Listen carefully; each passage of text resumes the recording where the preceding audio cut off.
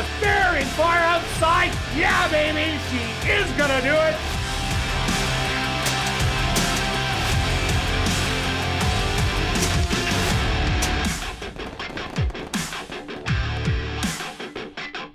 And welcome everybody to ASD Live, brought to you by Manitoba Liquor and Lotteries.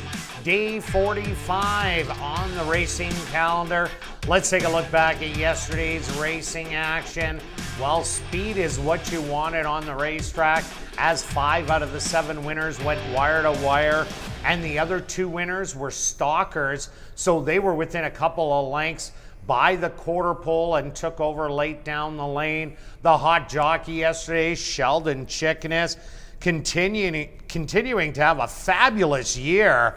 36 wins for him, and he's now in 3rd place in the standings behind jockey Jorge Carreño, who's on top with 72, and Stanley Chady Jr. In the trainers, 7 different trainers got winners on the card, and Jerry Gornall's still on top by 10 over Jared Brown. What else did you see on the racetrack yesterday, Stretch? Yeah, I agree with you on the speed favoring. Even some of the couple that didn't win, basically the speed carried even farther than usual. So you look at that first race, the speed went around together, and then on the stalkers, the speed still hung around for second in there. So you absolutely mark it down for the next week. So there was a bit of speed favoring. I kind of wanted to mention about the watching replays. I know we talk about replays and more replays, but I don't think we can say it enough time. Yesterday in the pick 4 sequence, there was a couple key troubled trips on that, and in fact both Kirt and I had it, and we talked about it. One paid $6.40 and won by 8 or 9 lengths. Big deal, Lucille, the 2-year-old. Correct, and that horse probably should have been the favorite if you had watched the replay. And then another one, Kirt really pointed out, paid I believe $17, or right around the $17 mark, the 7 horse. Lulu's Lightning? Yeah, and that horse was in trouble. You put those 2, and then a standout in the middle, in the 5th. That horse just looked great on paper, under $4, and then a couple replay horses where it noses at the wire, but the one that ended up winning, good replay, battled back, so you showed the game. So just as we talked off camera the other day, is don't just read the footnote lines in the program or form. You've got to watch the replay, because remember, the footnotes are about 20 letters, not words, 20 letters, so they can't tell the whole picture. Some might say, oh, checked at the start, and then you watch the replay, well, not really, and then those horses get overbet, or the reverse. So basically the whole long-winded moral of the story is watch the replay if you want to make some extra money. It was so easy yesterday not to make money at the races, but to watch those replays and really kind of have horses jump off the page. Sure, they don't win all the time. I've shown you some that haven't, but in the long run, I think you're going to be ahead.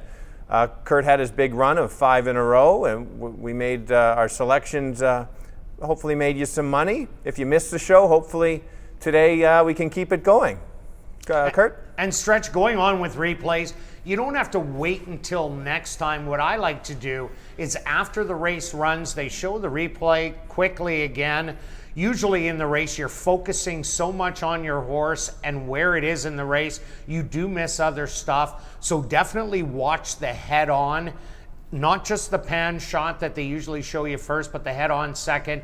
You're going to pick up on stuff that was missed, and even by the caller, like Warbridge in the last, did not have a trouble line, yet the horse did get in a bunch of trouble before rallying late down the lane, and that's why I really liked it. And of course, it got lipped out in the end, but at least you're going to find horses like that, so that's why replays are really important.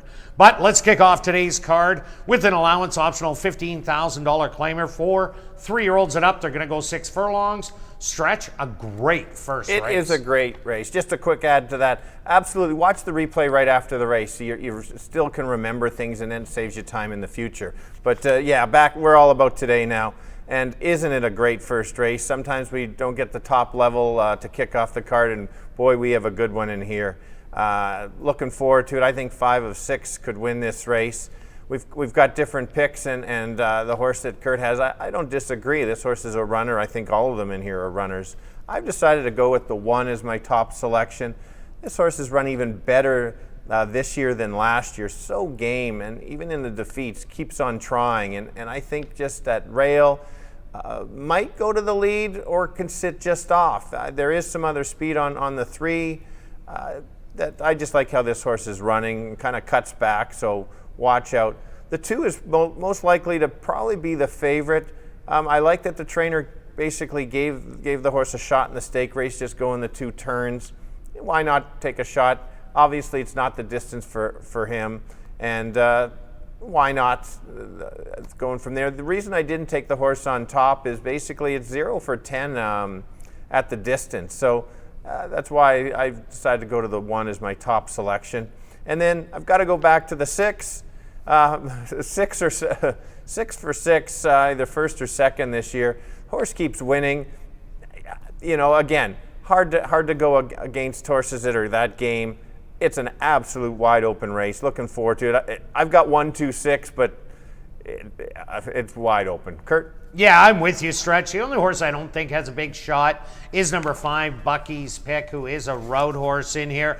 I went to number 3, Shooting Money. What a great race last time out, as this horse battled it out with Quincy Express, and Tapmaster ended up rallying late to go on by, but only lost by 3/4 of a length. Did lose to Del Vecchio the last time they did meet and didn't make the front end, but the horse was the favorite, and it just didn't look right that day for some reason. Had an off day, but came back with a really solid effort last time out.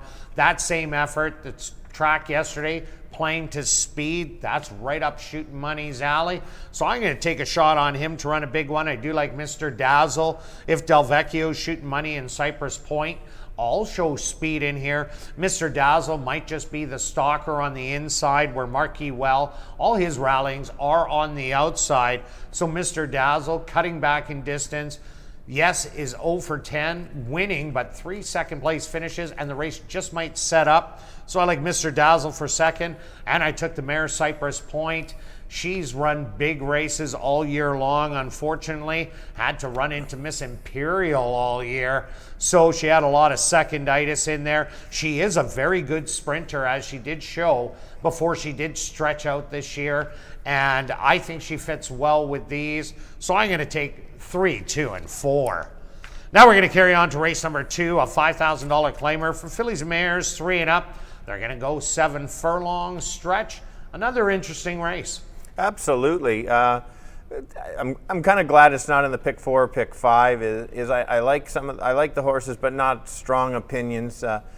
We both went to the same top horse, and that's the 5. The morning line is 9 to 5. Might be a little bit lower than that. The morning line is justifiable because of the drop in class from what it was running against. These 5,000 are pretty good. One of the top races is the 7.5 furlong race in the stakes against Extrema, and she ran great in there. So I'm thinking potentially that could be the same kind of race, right to the lead, and go from there. But we'll have company on the front end, and that's the 4. It's a solid 5 claimer. She absolutely gives it her all. She went a little too fast last time, and Kirt's West Princess just got up at the end. If the 5 goes too fast, maybe the 4 will sit back and give a run late. Because if 4 and 5 battle it out early, that comes up with my next selection, and that's the 1. And so I think this horse is going to get a trip. This horse runs better off the pace rather than going to the lead with those other 2 speedballs. I don't think there's why she would ever attempt to go to the lead. I think just sitting there, dream spot, gets up, 5-4-1. Yeah, I'm with you, Stretch, with number 5, Fox Appeal. Great race last time out, but how much speed does she really have? Well, she tried to chase after Half in the Wrapper, who was a horse that always makes the front end, even against the boys in the second level allowance. So Fox Appeal just might be the speed of the speed, is what I think. So that's why I took her on top. Speed definitely dominated. Wits 10-10 draws the inside, does have speed also, but I just don't think we'll want to go to the lead with Fox Appeal in here. Commando Comet, Felony 1, again, both of them possess early speed also. So my second selection, I went to a closer, number 2, Don't Get Smart. Last time out, a little bit of a flat effort, but the other effort, say 3 outs ago, that was a very good race where Lost Anwara, only by a narrow neck, and was coming at the end, draws inside in here, which is a definite advantage. We'll be able to get down to the rail, watch the early action, and do a late run. Richard Mangley does hop aboard, so I do like that one. And I like number 4, Camano Comet. I think this horse might try and come off the pace today with all the other speed in here. If it gets caught up in the duel, I don't think it's going to finish very well. But Jorge Carreno has done this with a few horses already this year. Speed balls, sit them just off of it, take a run at them, and they end up being the best in the field. So that's why I settled on 5, 2, and 4. Now we're going to carry on to race number 3, kicking off jackpot pick 5 wagering. Scratch number 3, Konnichiwa. We have filly and mare maidens, and they're only going to go 5 furlong stretch. Who do you like? All right, for me, the distance and the drop is the key. I've landed on the 5 as the top selection. Last time out, it was just far too tough. She went maiden special weight against the boys. There was some pretty good speed in there, and then with Peb, who's a solid horse at the higher level as well.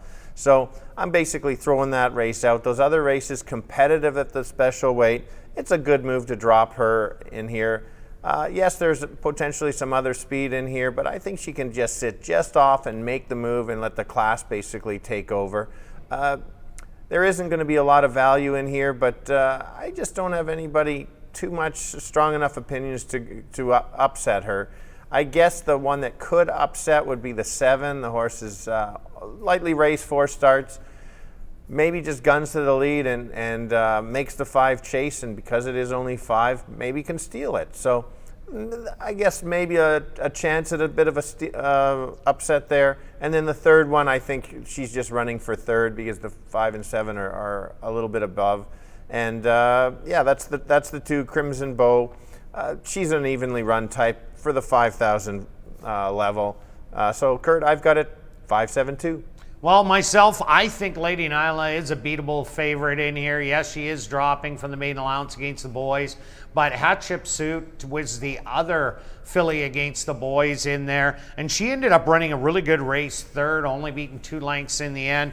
Lady Nyla looked good until about the quarter pole, and she backed up horribly in there to be beaten by double digits. There is other speed to go with her. I expect number 1, Secret Agent Gal, and number 7, Zenhai, both to show speed along with her. So there could be a bit of a log jam up there, and Zenhai is a horse that is improving with each and every start. So that's why I went to Zenhai on top. I ended up taking Secret Agent Gal with that inside draw. This is a horse that has run well going 5 furlongs, was beaten by 4 after battling every step of the way, but now gets a track that's favoring speed and gets the inside, which I think is very valuable. So I think that horse will be able to run a big one today. And I took Lady Nyla just to round out my top 3. But as I said, I think she's beatable at a low price, but I'm taking 7, 1, and 5. Now we're gonna carry on to race number 4, kicking off $25,000 guaranteed pick 4 wagering, a $2,500 claimer for 3-year-olds and up, and they're only gonna go 5 furlong stretch. Is this a standout for you? Probably, yes. Probably. You want to watch a few races first. I'm going to go, yes, Tiz Sunny. We've talked about her all year, about being a 5 furlong specialist. She doesn't have to face some of the other speedballs in here, including Call Me Richard and Hot Rod, and none of those are in here. I also like that Kayla jumps aboard. She knows how to ride this horse. Big success with Tiz Sunny. Tis funny, but okay, tis sunny. Tis sunny? Oh, yeah, well, it is sunny out today. That's pretty good. Thank you for pointing that out. Let's go. No problem. Tis funny. We'll get it right yet. There's none of those. Makes that drop. This is her level. She probably crushes in here because she doesn't have to worry. The only small concern is she maybe isn't her old self again, or his old self again, and that's why I've got the 3. Was in the same race. If Tis Funny doesn't run his race, maybe the 3 can upset. The track is there. it's more of almost a key, but it's going to be such a big favorite. I'm trying to maybe have as a saver, and then after that, it's kind of wide open for third for me, and that's the 5. She'll close late. She doesn't belong with the top 2, just being at this distance if they were going 6. So I'll leave it at 4-3-5. Yeah, Stretch, this race has visions of Truly and Terrific yesterday, who was a horse that likes to get late, but yesterday it got to the front end and absolutely roared on him, won by an easy 6 or 7 lengths. Tis Funny had to battle it out with Hot Rodding last time out. There is no hot rodding in this race, so I expect Tis Funny to get the lead. When it doesn't get the lead, it isn't as good. It did get a second place finish behind Call Me Richard, but that was a really good ride by Jorge Craniel that day to recognize and let Hot Rodding do all the work against Call Me Richard, and then overtake it late to get second money that day. But when Tis Funny gets a lead all alone, this horse is an absolute bear. If it was 5.5 furlongs, yeah, I could throw in extra horses, but going the 5 furlongs today, I just think Tis Funny hits the front end and says, see you later. I also like number 1, Yamano Maker. This is a horse that stretched out to 7 furlongs last time out and set some really hot early fractions. 48 and change for the half mile, ended up tiring, and wasn't a surprise as the horse came off of 3 consecutive 5 furlong races and was coming off the pace in those. I don't expect this horse to be on the lead in here, but I expect it to be sitting second or third and making a late run like it did 3 outs ago to lose by that narrow head, and it did beat the 7 rule of the night that day, but I think it's running for second money, and I did throw in number 3, Wolowitz. Ran a great race last time out. That 7 furlong race, just stroked that one out. Obviously wasn't the horse's distance, but everything else looks really good on paper. And Warbridge did come back last night in a 35 wide open claimer and lost by a narrow nose to a horse that won its previous start for 5,000.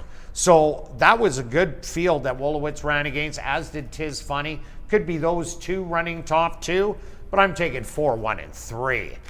Now we're going to carry on to race number 5, a $5,000 claimer. 4 3-year-olds and up that are non-2 lifers. They're going to go 7 furlongs. Scratch number 4. The odds are even.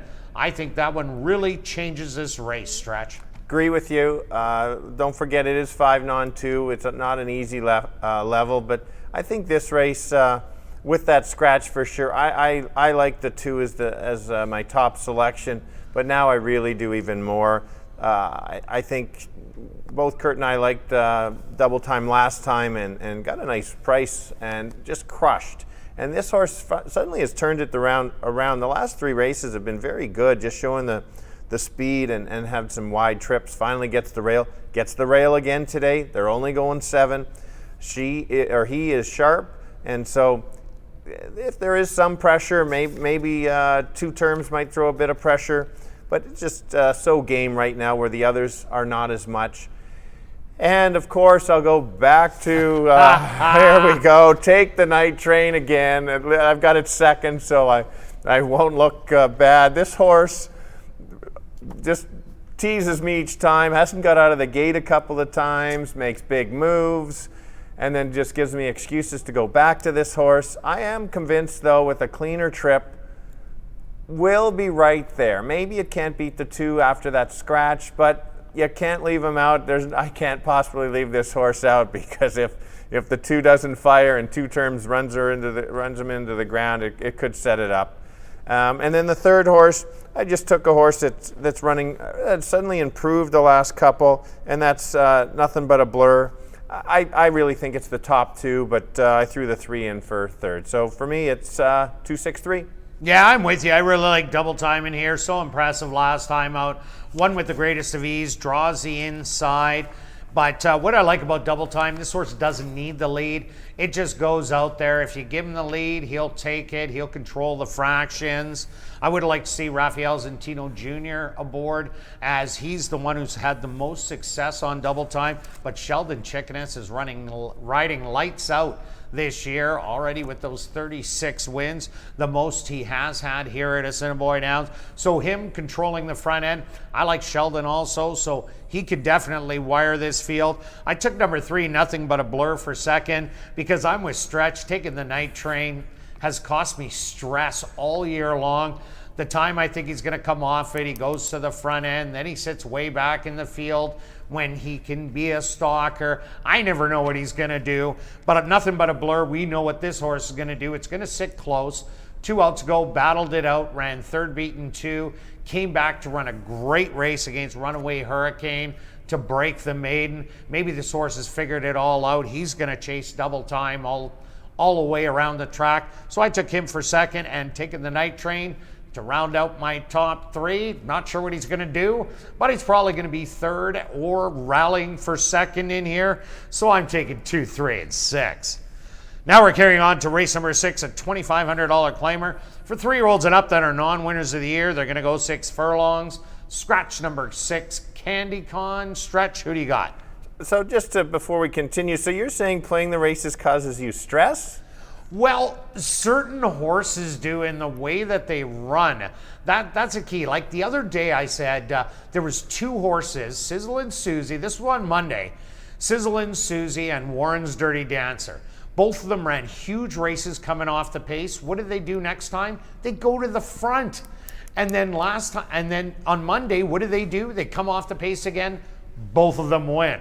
So yes, there is the stress on that factor. It's not just losing the money when you lose it, but when you think you got a horse that fits the race perfectly and they try something different, that's definitely a head shaker for me, Stretch. All right. Absolute head shaker. All right, here we go. We've got a non-winner of the year, but this is a better non-winner. It's a great one. It is a great one.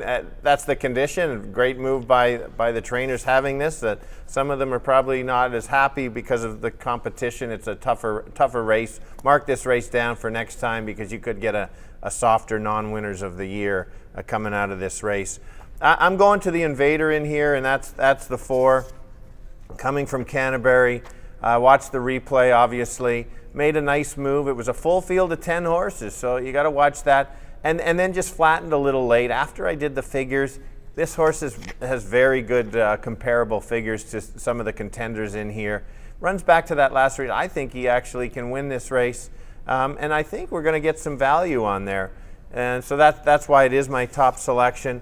And then my second one, the 7 ran such a good race. It showed why it doesn't belong at the bottoms. And so the horse was just, I thought coming into the last race was just getting better each time and kind of woke up and sure enough, absolutely crushed the race. Was wide and then thinking, oh, why are they doing that? But when you're got the Cadillac, why not? The cutback helps. And yeah, that is my other one. And then the third one, I'll go back to Tally. I think we got the rail.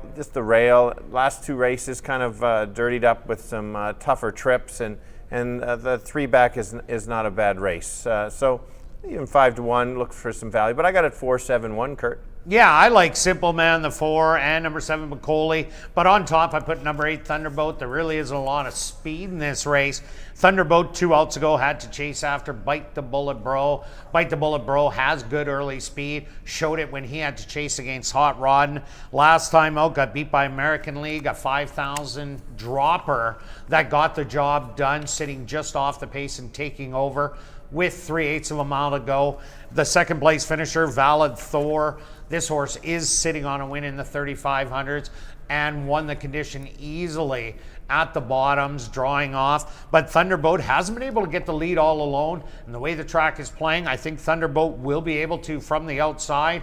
And if he does open up 2 lengths early, that could be real dangerous. So I took a shot on him with Simple Man and Macaulay, rounding up my top 3. Now we're carrying on to race number 7, a $5,000 claimer. For fillies and mares 3 and up that are non-3 lifers, are going to go 6 furlongs. Stretch, what do you got? All right, why not end the week on one of these non-3s? But in this case, I do like a horse. We both like the same horse in here, and that's the 5. The trouble line says that there's your trouble line, and I agree with Watch the replay. Watch the replay, and then you'll really see the trouble line. This horse is actually a bigger she is a bigger horse, and needs to go a little bit longer. Was just galloping out at the end and didn't get the start that she needed. And at 5 furlongs, you can't be that far back, especially this type of horse. So I think you're going to get just need a slightly better start, and then watch out. There's enough speed in here. They're going 6 furlongs, which is absolutely the key in here for some of the other speed that I don't think can get the full distance. And so that's why I've got her as my top selection. And then the next one, I've been looking for closers, just because, like I said, I think the speed might not last. And that's the 7. It's a perfect spot for her. She just likes to finish second. Can she beat the 5? I guess so. But based on the last race, I've got the 5. And then the last one, I really like the 6, how the horse was rated last time. I thought it was almost a need to lead. It was just a really good ride by Grano. Hopefully Chady takes some notes from there and it kind of does the same thing. And so I've got it 5-7-6, Kirt. Yeah, I'm with you on number 5, Funny Flowers. This horse ran huge last time out. By all, the racetrack fit the horse and got the job done. Came back to run big again last night. It was a second place effort, but Funny Flowers will be a stalker in here. I like this speed at number 1, I Spy My Little Eye. I think this horse will clear and will run a long way on this racetrack. Might be able to steal it, but has a hard time hanging on late down the lane. So that's why I put it in my top 2. And number 7, Wit 9 to round him out. Wit 9 has hit 2 horses that have hit the front end and not looked back. Tough enough to start, and Karamia Mine today might not be like that, so it should be able to rally. So I got 5, 1, and 7. Good luck with all your selections this evening, and I'll be right back with the changes on this evening's Card of Racing.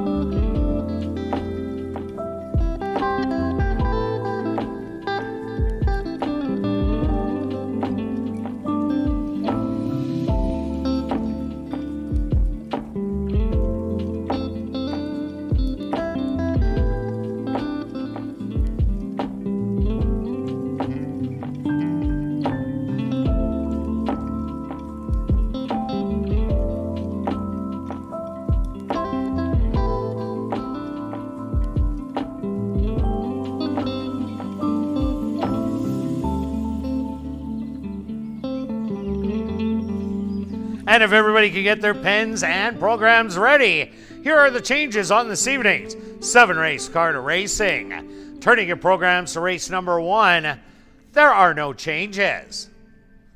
Now turning your programs to race number 2, just a few overweights, and they're on your TV monitors. Now turning your programs to race number 3, the HH Globetrotters Stakes, kicking off jackpot pick 5 wagering. Scratch number 3, Konnichiwa. That's race number 3, scratch the 3, Konnichiwa. The jackpot pick 5 carryover, just under $188,000. But if you are the single winning ticket, you will take home $250,000. Now turning your programs to race number 4, kicking off $25,000 guaranteed pick 4 wagering. Again, just a couple overweights. Now turning your programs to race number 5, scratch number 4, the odds are even.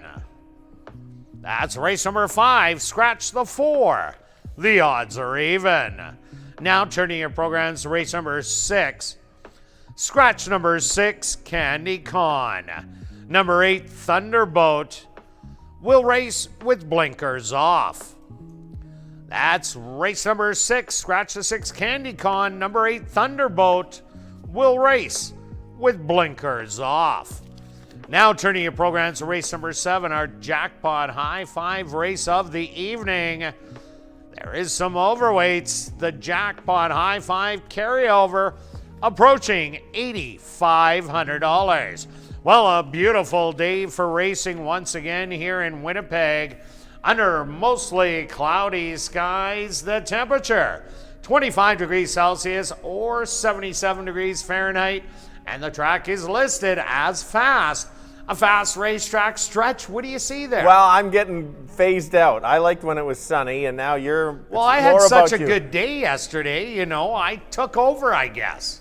All right. All right, there we go. Fast racetrack for this evening's 7-race car to racing, and we're going to kick it off right here in race number 1 that goes to post in 14 minutes.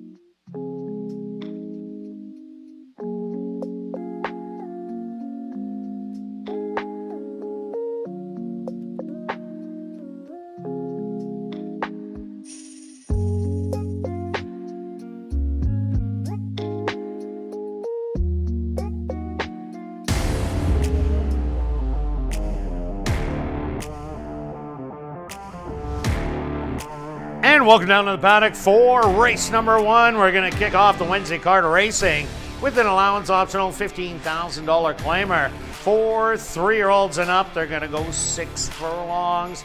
Stretch, what an exciting race this should be. It is an absolute exciting race. Really looking forward to it. There's certain races, looking forward to because I really like a horse that jumps off the page, want to bet him to win or something. And then there's stake races, and then this could have almost been a stake race. It's that close. I'm looking forward to the race. So many solid race horses in here. I'll start with my top selection here on Del Vecchio. Maybe it's a little bit of a fan favorite. I just like how he runs every time. It's so game this year. 6 for 6 in the top 2. Maybe one of the more impressive ones was the one going 6 furlongs. Yeah, it was against Manitoba breds, but that was, you want to call it that, but that was a tough field in there, and he just kind of bullied his way to the lead. And maybe he won't get the lead here, but maybe he'll just sort of bully his way around the turn and take over late. I really don't know who the favorite is going to be. I know the ones right now is the favorite, but you just look at, there's probably nobody going to be really over 10 or 12 to 1 in here, and you'll have about 3 of them under 5 to 1. So anyway, one's my top selection. It's not a jump off the page for me, but that's my top one. No, I look at this as an absolute wide open race. I like number 3, Shooting Money. I'm taking this horse as it played to the racetrack yesterday as speed was doing well. Shooting Money ran just huge last time out against Quincy Express and Tapmaster. 2 horses that sprinting. They were running 1, 2 and everything. Quincy Express was running second to St. Louis guy in the stake races early on in the year. Tapmaster really came into his own in about the last 3 races, and the last 2 had a win and a good second place finish. Shooting Money 2 outs ago against Del Vecchio didn't run his race, looked absolutely terrible, but because of that comeback race, I really like Shooting Money in here. Leroy Nelson now jumps aboard, but I think if this horse makes the lead, will be very tough. I also like the 2 horse, Mr. Dazzle. Both of us do, as there could be a little bit of a pace battle between the 1, 3, and 4. Mr. Dazzle, I thought he'd get beat by more than he did, going 1 mile and 16th in the far flung, as the horse never really went around 2 turns and didn't have any success at all, but never got beat by much. Is much better coming off the pace, as it showed running second at Tapmaster 2 outs ago. I think we'll be in a stalking trip. So Mr. Dazzle, definitely a good shot, but as you pointed out on ASD Live, 0 for 10 at the distance. Yeah, 3 seconds, which is surprising on this kind of such a good horse. He wins a lot, like he's 5 of 22, he's 11 of 22 lifetime, but only 3 of 10. I like that he's 9 of 16 at Assiniboia Downs top 2. So, and that's hard to do when you're running at these top levels. Absolutely, yeah. There's no soft fields that he was running against. I've got to mention the 6, Mark E. Well. If you remember way back last year, he was at a lower level and couldn't win. And then this year, Jared has figured him out, and he is running solid races. He just kept winning and winning, and almost had won 1, 2, 3, 4, 5 in a row, lost by a neck to make it 5. For me, it's always hard to leave out a horse that just wins races. Is he maybe a touch below some of the top ones? Maybe, but he doesn't know that out there. Yeah, he could definitely get a good trip, and it's hard to go against a horse who's running well. I also like the mare in here, number 4, Cypress Point. She's going to tackle the boys, but she doesn't have to tackle Miss Imperial, who is just a beast this year. Her sprint race early on against Persistent was a really good one, and those races at Sam Houston and Lone Star were also really good ones, and she's always near the pace. This is a drop in class for her. If Miss Imperial was in here, would you say she's a mortal lock? I'd have to say no, because you didn't say yes that's right. That's why. Yeah. I would have thought she was a mortal lock. Okay. Especially because it's 6 furlongs. But Cypress Point on this drop, I think right now you're getting great odds at 8 to 1. Well, let's go to our bets here in race number 1, and we're going to start it off with you, Stretch. All what right, do you got? Just a small bet. That's why I adjust kind of the size of the bets on how much I like it. I just decided to start off, take a shot with the one. $7, a rare $7 exactor wheel, 1 with 2-6. And myself, I'm going straight to the win. 20 to win on number 3, Shooting Money. Gotta love that 8 to 1 right now. Good luck with all your wagers here in race 1, and we'll see you back for race number 2.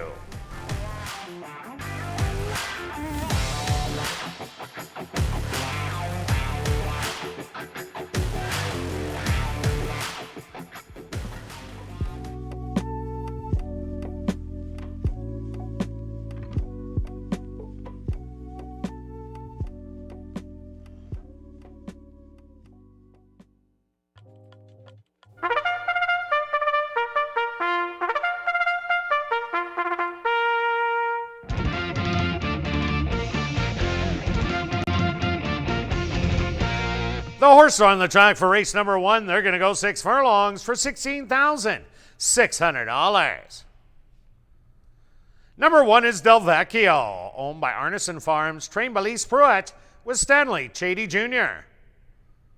Number 2 is Mr. Dazzle, owned by Marvin and Deb Buffalo, Larry Liebrick, Ron Phelps, and Danny Guerrera, trained by Marvin Buffalo with Sheldon Chickeness. Number 3 is Shooting Money, owned by Wind Dancer Stable, trained by Wendy Anderson with Leroy Nelson. Number 4 is Cypress Point, owned by Henry Witt Jr., trained by Jerry Gorno with Neville Stevenson. Number 5 is Bucky's Pick, owned by Ray DeLorme Jr., trained by Stephen Gaskin with Antonio Whitehall. Rounding out the field is number 6, Marquee Well, owned by Jared Brown and Lucky 8 Stable, trained by Jared Brown with Jorge Carreño. Post time for race number 1, 5 minutes away.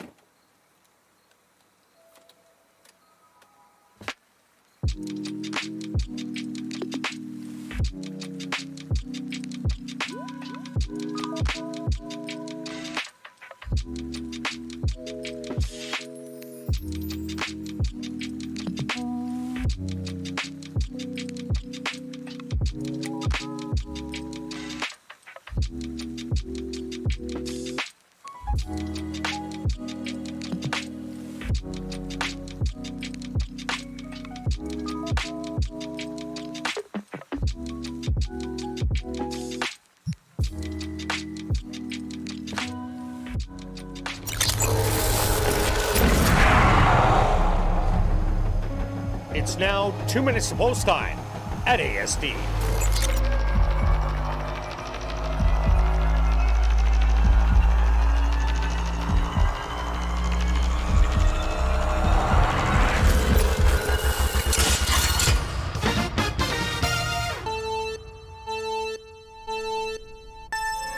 There we go, kicking off Wednesday with a 6 furlong race in a top level allowance field. This is 6 horses that all can run and have shown different success throughout the year. I'm going to start with the 1. I don't like the price at 8 to 5, especially because so many in here can win. I just like how he's been running all year, very game, always right there. Should get a stalking trip and then push his way through. The other one that's closing late that is the value is the 2 at 4 to 1. That's your value play for me. So I've got it 1, 2, 6. Stretch, I like number 3 in here. That's Shooting Money. What a great race last time out against Tapmaster and Quincy Express. Both of them very good sprinters. At a higher level than this, drops on down. And I think this horse might be the speed of the speed. Another horse to look at in here, how about the mare, Cypress Point? You're getting 6 to 1 right now. She is also a very good sprinter, and I think she fits well.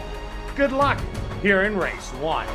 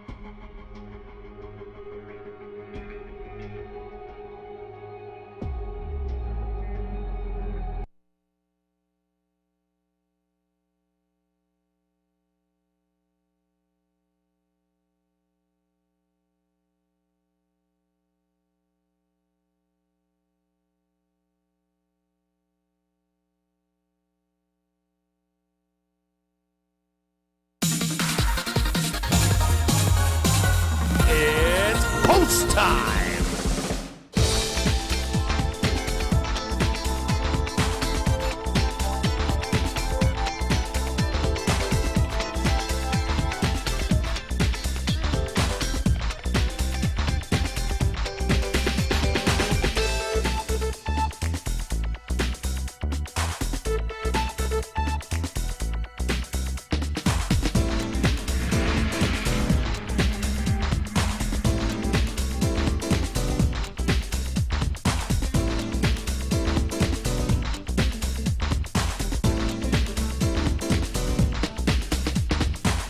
Del Vecchio, the current H5 favorite, steps into the starting gate. Mr. Dazzle goes in. Next up, Shooting Money.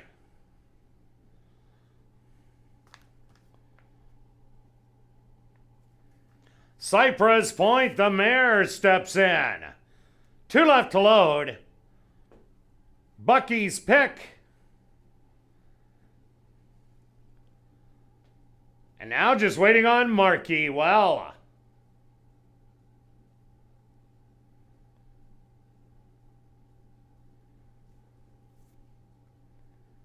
The field is set. They're at the post. Mr. Dazzle, a little fractious in the gate. And they're off. Breaking a little slow was Mr. Dazzle. But Cypress Point quickly shows some early speed with Shooting Money on her inside. Settling back in third, that's going to be Del Vecchio. Then 4 more back, Bucky's Pick. Mr. Dazzle has recovered, moving up, and Marquee Well on the outside is only 6 off the lead. A heated opening quarter in 22-3.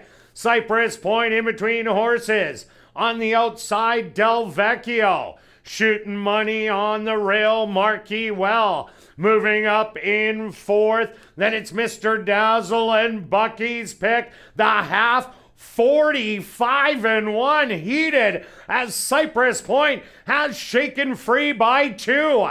Del Vecchio in all-out pursuit from second. On the far outside, that's going to be Marquee Well. Going into the rail, Shooting Money, but Marquee Well has the best stride late and is going to go on by. Marquee Well is your winner. Cypress Point second best. Third goes to Del Vecchio.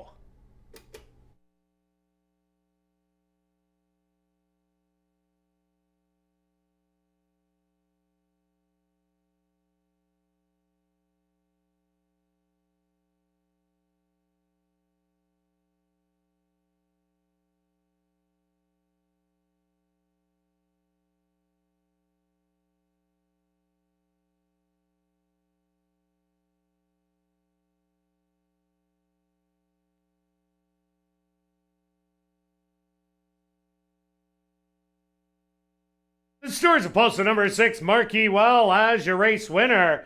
Second goes to number 4, Cypress Point. Third to number 1, Del Vecchio. And fourth to number 2, Mr. Dazzle. They went the opening quarter 22-3. The half 45-1. Time for the 6 furlongs. A sizzling 1:11-2.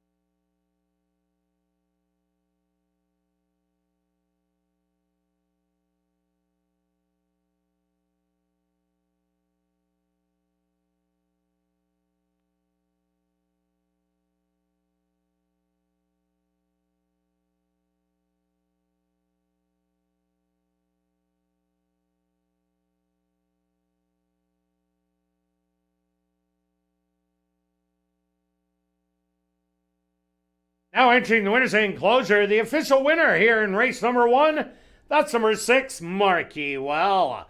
Marquee Well is a chestnut gelding, 8 years old by elusive warning, out of the mare Bird in Excess by Bird on the Wire. Owned by Jared Brown and Lucky 8 stable, trained by Jared Brown, and ridden to victory by Jorge Carreño. Time for the 6 furlongs, 1:11:2.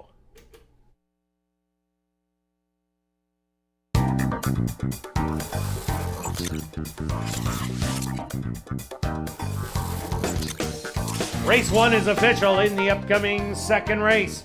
There are no changes. Kicking off another pick 3 in race number 2.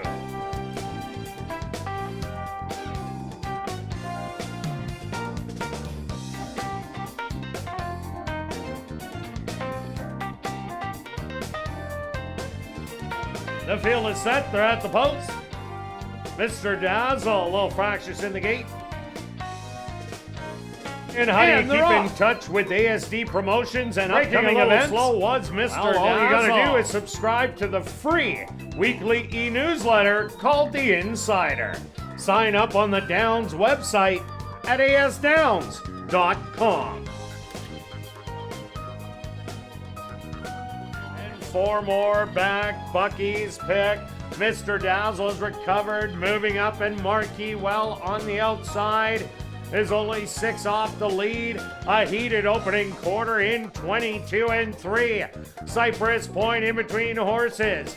On the outside, Del Vecchio. Shooting money on the rail, Marquee Well. Moving up in 4th. Then it's Mr. Dazzle and Bucky's pick. The half 45-1 heated as Cypress Point has shaken free by 2. Del Vecchio in all-out pursuit from second. On the far outside, that's going to be Marquee Well going into the rail shooting money, but Marquee Well has the best stride late, and it's going to go on by. Marquee Well is your winner. Cypress Point second best. Third goes to Del Vecchio.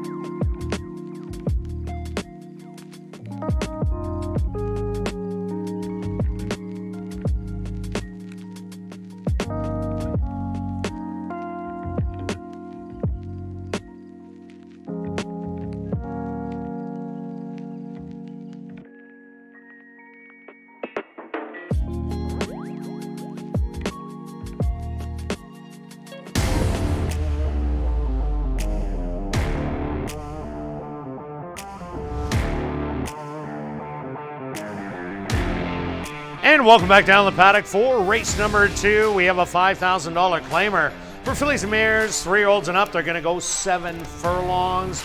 Stretch back to race number 1. Mark Ye Well, win number 5 on the year. But I think Cypress Point ran absolutely huge. She absolutely did. So maybe Miss Imperial would have won. I'm going to make a bold statement and go Mark Ye Well, claimer of the year.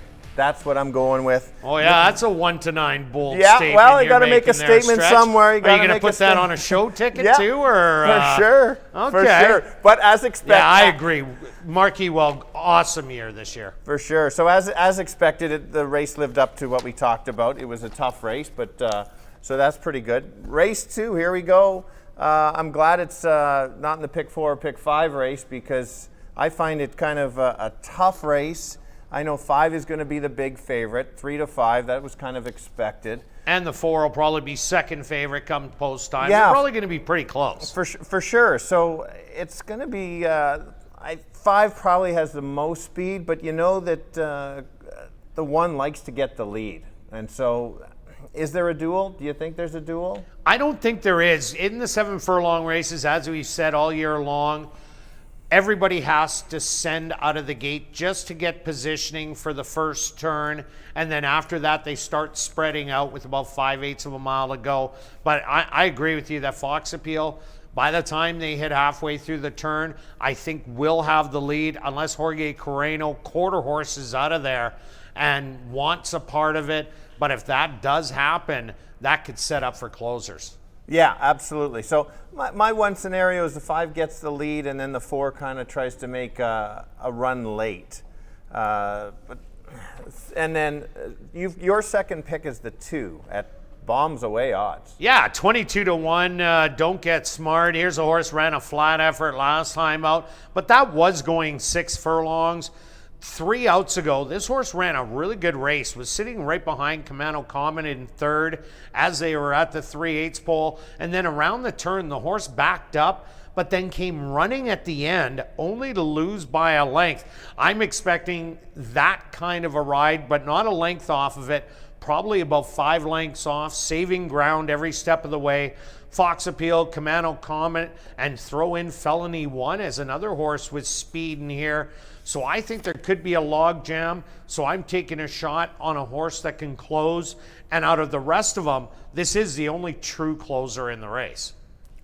Yeah, maybe. Wits 10-10, when that horse comes off the pace, I think she's a different... Sprinting, yes. Sprinting, for but sure. But it hasn't gone around 2 turns, so we don't know the style. We are not sure. I think Jerry's going to recognize he's got Fox Appeal, so I would think that the 1 would come off the pace. So that is my closer of the race. But 5 will be tough to beat just because of one of the top efforts against Extrema. If you want to make a comparison, oh man, what would Extrema be in here? Yeah, Extrema would look real solid for 5,000, no doubt about it. And if she was in this race stretch, maybe we'd have to go down and throw in a claim on it. It would get voided, but at least we'd be in the fray. And but yeah, Fox Appeal ate some real good ones. Chase After Half in the wrapper, who went in the 2nd level allowance, kind of like the first race against the boys, and she ran a bang-up 2nd place finish against them. Fox Appeal last time beat Orange Theory, 3-year-old filly, and battled every step of the way to hang on for that win. I think she looks pretty good. The odds 4 to 5, yeah, not really what I like to see on her. But I think a big shot. I completely agree, and agree on the 4 to 5. It's that's why I wasn't a big fan of the race, and happy it's not in the sequence. After that, if it completely changed, there's so many scenarios in here. Like you said, the 5 could just get the lead, Carino could gun, or Felony 1 could go. Even She's a Pontiac has some speed that has shown speed in the past. So who knows? There's your 19 to 1 shot. There's your we talked about long shots the other day, and Race Shape says this horse does have a bit of a shot. Yeah, no doubt about it. That was the worst race last time out, beaten by 6 lengths there, but the other ones all do fit in. Was beaten by Commando Common and Felony 1, and all those horses did go wire to wire. So She's a Pontiac wasn't able to show that closing style. The 2 on the outside, Simply Fabulous and Felony 1, both of them need the lead to win horses, and I just don't see that happening today. So I don't like them in there, so I have it to the inside 5 horses. Yeah, no, I agree. I agree with you. That's why I've got similar horses there too. All right, let's go to our wagers here in race number 2, Stretch. As usual, starting it off with you. Well, here we go. I just went to a $3 pick 3 wheel. 1, 4, and 5. I did leave out your 2, so that's all right. I almost should add it. It's tempting. You know what? Here we go. It's not bad. Beth. Here we go. I'm going to give them a bit of time here. We're going to change it up. We're going to have stretch change. We're going to add the 2 in there, and we're going to make it $24. $3 pick 3 wheel. 1, 2, 4, 5 with the 5 with the 3, 4. Total spent 24. Stretch change alert. I've got Adam, I believe, today. Beth had enough had the day off. So. Oh, okay. So there it is added for you. And good luck with that. I'm going to 20 to place on the 2. I should have made that bet in the first race on Cypress Point, as it did pay $8.70 to place. And I love those place prices. Good luck with all your wagers here in race 2. And we'll see you back for race 3, kicking off Jackpot Pick 5 wagering. Ladies and gentlemen, turning your programs back to race number 1, we had 3 claims to report. First off, claim for $15,000, number 1, Del Vecchio, claimed by Karen Bjarnson, trainer Tom Gardapi Jr. Also claimed for $15,000 was number 2, Mr. Dazzle, by Kyle and Megan Hebert, trainer Shelley Brown. Also claimed was number 4, Cypress Point, for $18,750, claimed by Arneson Farms, trainer Lise Pruitt.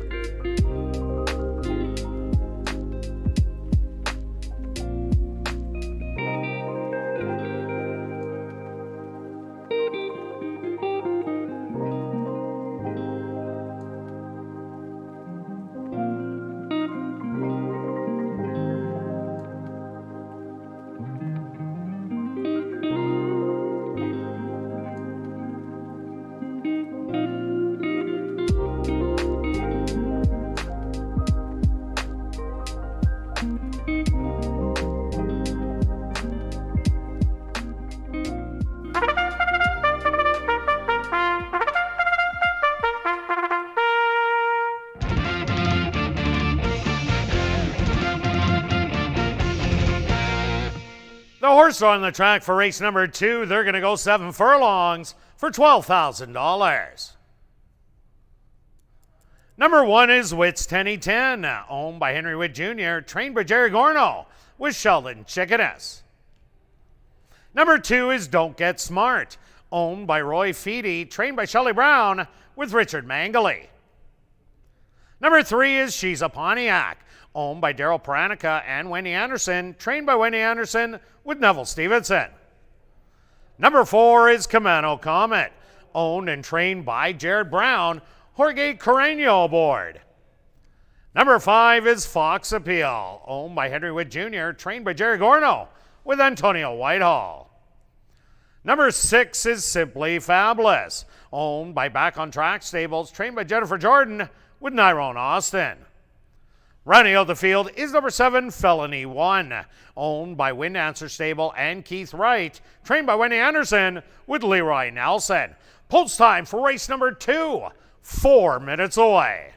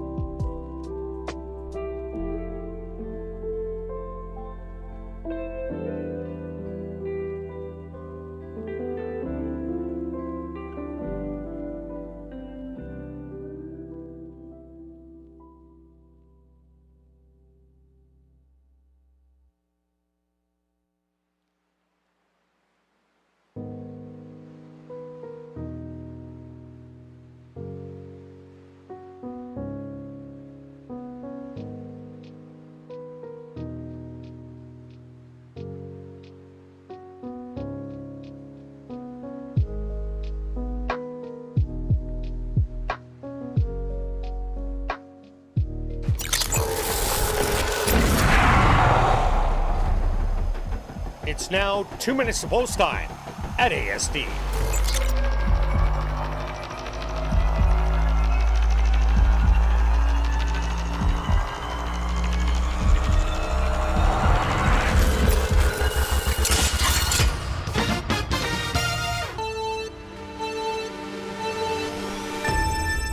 All right, race 2, we're going 7 furlongs. We're going to start right in front of the grandstand. There is the big favorite on the 5. That's my top selection. You're not going to get a lot of value, but it's dropping in class. It's going to try to go right to the lead. We'll wonder what happens with the 4. Does that horse press enough to cost that horse the race? Set it up for the 1. I've got it, Kirt, 5-4-1. Yeah, Stretch, I see a lot of speed in this race. Not only just the 4 and 5. The 1 Wits 10 has some early foot. The 6 Simply Fabulous hasn't been showing it, but the 7 Felony 1 also at speed. So out of that, I think the 5 is the best of the speed, but there is only one closer in here. She's a Pontiac, will be a stalker, but the 2 Don't Get Smart. Here's a horse that's run some good races, and I really like that race 3 outs ago, where it only got beat by a length in a closing effort. Might do the same thing that Marquis Well did in the last. Sit back and pick up the pieces. Good luck here in race 2.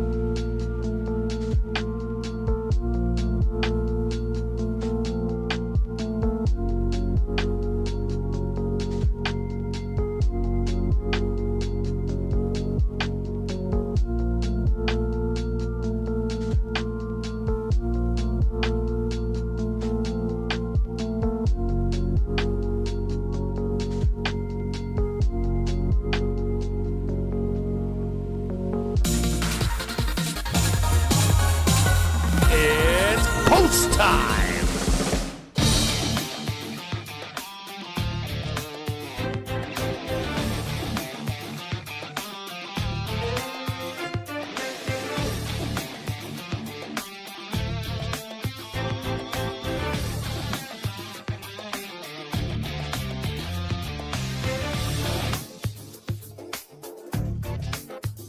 It's 10-10. Don't get smart. Now she's a Pontiac.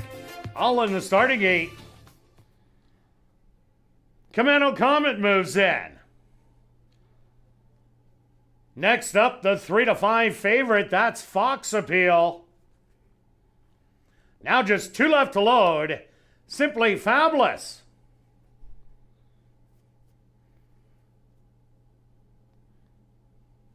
And just waiting on Felony 1.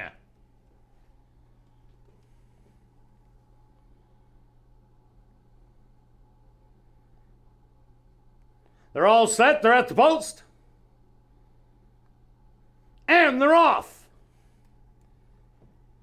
From the inside, Wits 10-10 flashes some speed. Wish she's a Pontiac.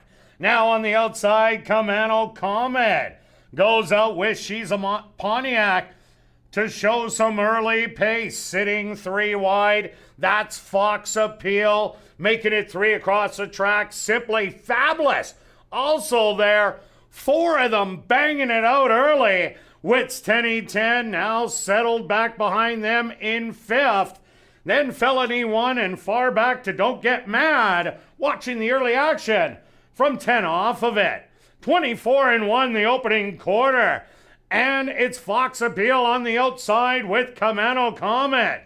On the inside, she's a Pontiac, hard ridden in 3rd. Simply Fabulous on the outside in 4th. Wits 10-10 looking for room to get through. And now darts at the leaders. Closing ground, Felony 1 and Don't Get Smart from the back to half a quick.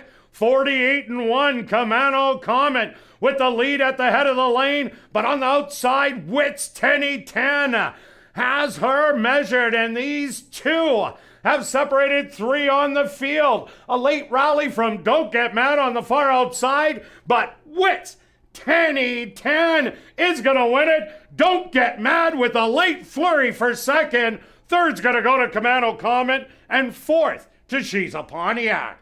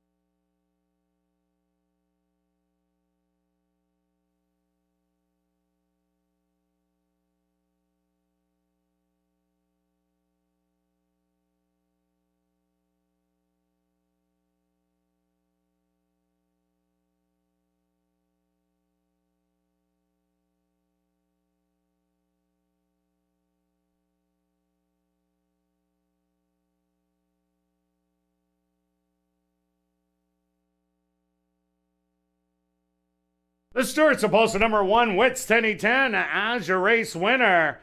2nd goes to number 2, Don't Get Smart. 3rd to number 4, Commando Comet. And 4th to number 3, She's a Pontiac. They went the opening quarter 24-1, the half 48-1, 6 furlongs, 114-2. Time for the 7 furlongs, 127-4.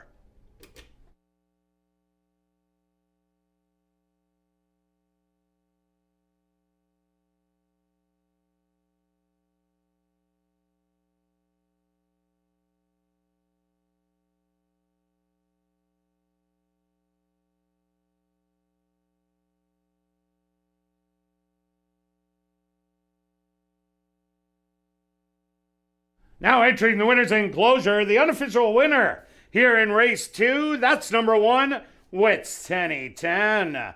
Wits 10-10 is a chestnut filly, 3 years old, by Drums of Thunder, out of the mare Tate Hill by Graham Hall. Owned by Henry Witt Jr., trained by Jerry Gorno, and ridden to victory by Sheldon Chickadas.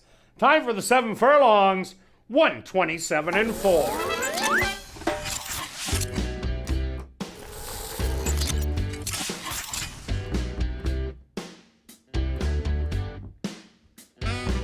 Race 2 is official in the upcoming third race. The HH Globetrotters Stakes. Kicking off jackpot pick 5 wagering. Scratch number 3, Konnichiwa. That's in this, the third race. Scratch number 3, Konnichiwa. We will carry on with the rest of the changes in this evening's pick 5. There's no changes in race 4. Turning your programs to race 5. Scratch number 4, the odds are even. That's race 5, scratch the 4. The odds are even. Turning your program to race number 6, scratch number 6, Candy Con. Number 8, Thunderbolt, will race with blinkers off. That's race number 6, scratch the 6, Candy Con. Number 8, Thunderbolt, will race with blinkers off. There are no changes in race 7. The HH Globetrotter Stakes here in race 3 kicks off jackpot pick 5 wagering. Show some early pace, sitting 3 wide. That's Fox Appeal, making it 3 across and the track. And take note, folks, simply fabulous. Also there, 4 of them banging it out early. Wits 10-10 now settled back behind them in 5th. Then Felony 1 and far back to Don't Get Mad, watching the early action from 10 off of it. 24-1 the opening quarter. And it's Fox Appeal on the outside with Camano Comet.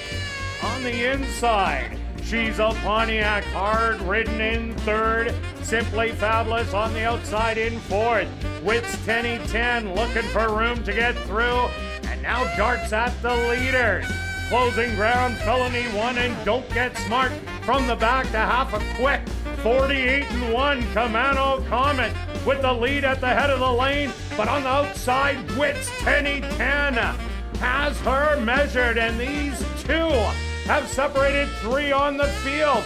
A late rally from Don't Get Mad on the far outside, but Wits 10-10 is gonna win it. Don't Get Mad with a late flurry for 2nd. 3rd's gonna go to Camano Comet, and 4th to She's a Pontiac.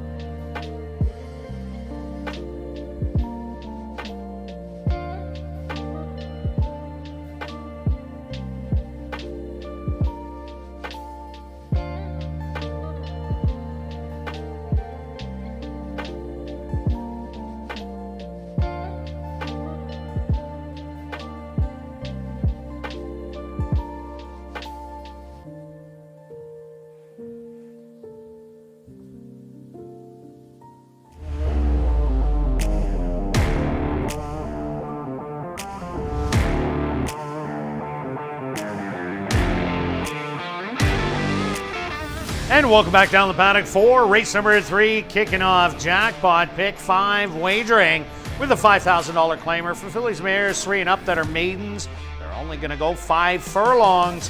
Scratch number 3, Konnichiwa. Well stretched last race, Wits 10-10. The stalker and the deep closer end up running 1-2 in a race where there was speed everywhere. Yeah, and we discussed it, and that's what we always try to figure out how the race is going to go, and then we both kind of agreed or said, well, what about this scenario if the 5 doesn't clear and the 4 goes, and then there's a few others that were showing speed, Felony, and that's where I came up with the 1 as my closer. It was unknown. As your stalker. More of a stalker. That's fair. Stalker. Yep. That's fair. Where the little uncertainty was, can she go the mile, and obviously, or the 7 furlongs, and obviously she can, and she's better off the pace. And then your 2 was a long way back, but made up a lot of ground. So well, and that's what I thought it would be, picking up the pieces on tiring horses down the lane, and that's what the place bet. It only has to run second in there. A win bet, yeah, I couldn't cry about it because it wasn't going to win. But the place, $9, I will take that every day. Of course. That's like a win bet of $9. It's the same. It doesn't matter, however you want to figure it out. Okay, here we go. Kicking off the pick 5 for $250,000 as always. We've got the big favorite. I've gone on this big favorite. Basically, the last race I'm throwing out because it was such a tough race.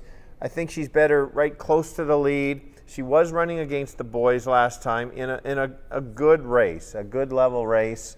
Makes the needed drop. She does run a few too many seconds, but if you look at some of the horses that she's lost to, they would be the big favorite in here as well. I think that 5 furlongs is her distance. She can just stalk or sit close and kind of take over from this field. And yeah, that's just my top selection. Well, she really hasn't shown an off-the-pace effort so far. It's all been banging it out on the front end, except the first start of the year. She was banging it out with the stablemate. She got in trouble on the turn, but she kept running at the end to run second to outclass you. But since then, she's been banging it every single time, and I see speed out of the 1 Secret Agent Gal and number 7 Zenhai. So I could see another pace battle emerging in here. The other day we had another horse dropping in from maiden allowance. There was actually 2 of them, and neither of them won. One ran a good second. The other was Backstreet's Back. That ended up, it was 5th beaten 9 for maiden allowance boys. Dropped into the 5,000, was the second favorite in the race, and it ended up running horrible. And I didn't like that horse just by the way it ran. Lady Nyla coming into the last race, I would say would crush this field, but I did not like the way she ran last time out. She was right there till about the 3/8 pole and then steadily backed out of it and didn't finish very well in there. And even though it is a drop to the bottom, I think there's other horses that could improve off of it. So that's why I'm not putting her on top, and I went to number 7, Zenhai. This horse has been improving with every start. Did battle it out with Lady Nyla the last time they met. That was on July 26th, but that was only the 2nd lifetime start for Zenhai. Then came back, ran 3rd, and last time out showed really good speed and got caught late by Storybook Farm. I think Zenhai is a good speed horse in here, but has distance limitations, so the 5 furlongs, I think, is absolutely perfect for her. Yeah, no, that's fair. Absolutely, the 5 furlongs is going to help her. And there's nothing wrong. You've given enough reason to play against the 5. The horse shouldn't be 1-9 is an absolute terrible price for this horse. There are some horses at times 1-9 is the play. This one is not. You're not going to get any value, so finding different ways to beat this horse and go from there. My other choice is the 2, Crimson Bow. I think this horse has the right running style for this race. Go back to the 2nd race. We talked about a potential duel. Crimson Bow is not going to be dueling. This horse is going to be sitting just off. 3 back, I thought that Dwight maybe moved a little bit too early and then got tired. So now if he knows that there's going to be a duel in front, he might be the one that takes advantage if 5 and 7 knock heads at the start. And so we're getting 21 to 1. Obviously, the 1 to 9 makes this go up. We talked about long shots. Here's a great example of a horse being overbet. Don't get me wrong, the 5 can win, but at 21 to 1, that's a horse worth $2 for me. Definitely agree with you. The 3 races in a row, this horse actually made good moves. The race on July the 5th made a middle move, and that's why we said watch the replay on this horse, and I picked it that day at 12 to 1, and it was winning until Go Wig Go stole that win away late. And then the next time out made another late rally, but just ran out of ground. But the horse stumbled at the break. Last time out had to chase after Zen High, was used up a little bit too early. Zen High still had horse.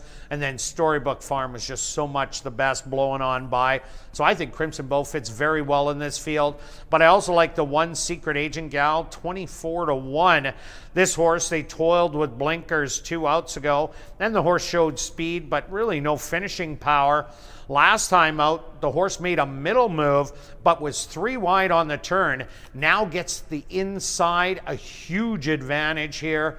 And I think Secret Agent Gal with Neville Stevenson, this horse will show speed. And because it's only 5 furlongs, I think this horse will really like the distance also. Okay. All right, let's go to our bets here in race number 3. Jackpot pick 5 times stretch. What do you got? Okay, for we'll start with the people that can't wait the 5 races or the 2 hours, that need the money now. These are 2 tickets that we could play together. I agree with you. That is true. Very true. Let's go to the now winners. $5 tri-wheel. Yeah, stepping it up, not Kirt's level. 5 with 2-7 with 2-7. If you only have $2, 5 with 2-7, 2-7 is $2. Anyway, the pick 5, 20-cent pick 5. I'm only spending $19.20 today. I'm keying the 5. Yes, it's the favorite. It's probably not going to get me the 250. 3-4 in the 4th race, 2-6 in the 5th, 4-7-8 in the 6th race. And if I'm alive, I've won it because I have all in the last. You've been there before, Stretch, but you got your top pick that day. Yeah. I'm taking a 20-cent pick 5, 1, 2, 5, 7. I'm keying Tis Funny in the 4th race. In the 5th race, 2, 3, 6. Then 4, 7, 8, rounding out with 1, 5, and 7. And in this race, I'm taking a $5 exactor, number 7 Zen High on top with the 1, 2, and 5 for second. That'll cost $15. Good luck with all your wagers here in race 3, and we'll see you back for race 4, kicking off $25,000 guaranteed. Pick 4 wagering.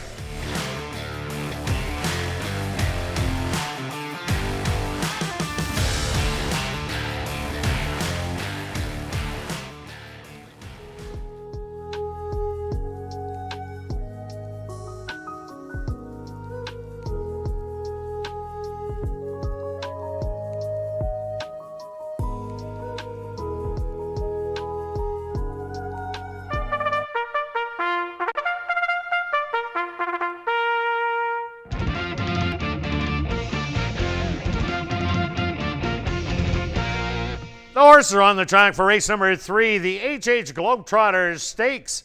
They're going to go 5 furlongs for $9,400. Number 1 is Secret Agent Gal, owned by Pink Cloud Racing, trained by Courtney Ross with Neville Stevenson. Number 2 is Crimson Bow, owned by Shelley Brown and Larry Falloon, trained by Shelley Brown with Dwight Lewis. Number 3, Konnichiwa was scratched. Number 4 is Halo's Phenomenon, owned by RTM Racing, trained by Ryan DeJarlis with Richard Mangley.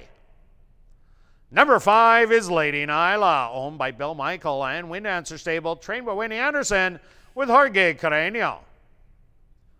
Number 6 is Really Lucky, owned by Henry Wood Jr., trained by Jerry Gorno with Antonio Whitehall.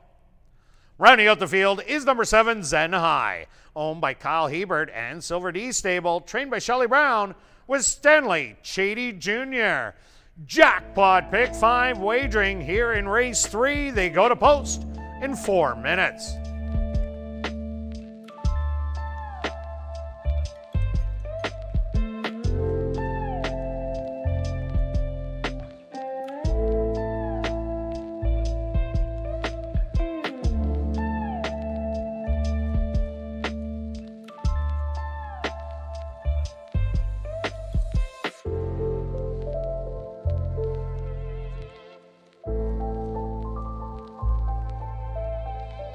Ladies and gentlemen, turning your programs back to race number 2, we had a claim to report.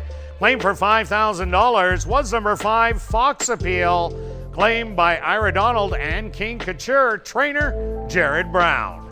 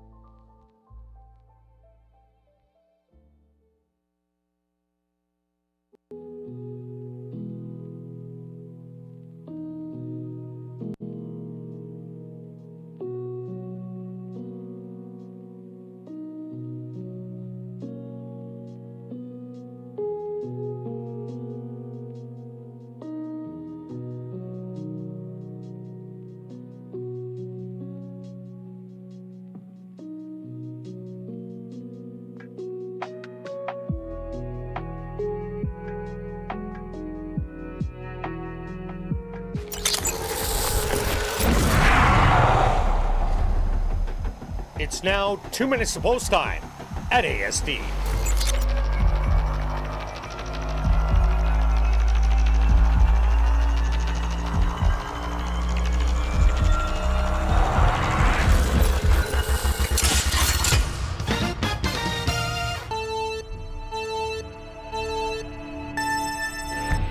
Maidens, who are horses that have never won a race before in their life, are going 5 furlongs in here. There is the big favorite. This 5 horse is dropping in class quite a bit, has had some good races, should be on or near the lead. You're not going to get any value, so if you're looking to bet win, you might want to bet on some other ones, maybe the 2 or the 7. My lean would be aiming at maybe an exactor with the 5-7 or the 5-2. If the 5 and 7 go up too quick, maybe 2 can pick up the pieces, but I'll give you 5-7-2. Kirt?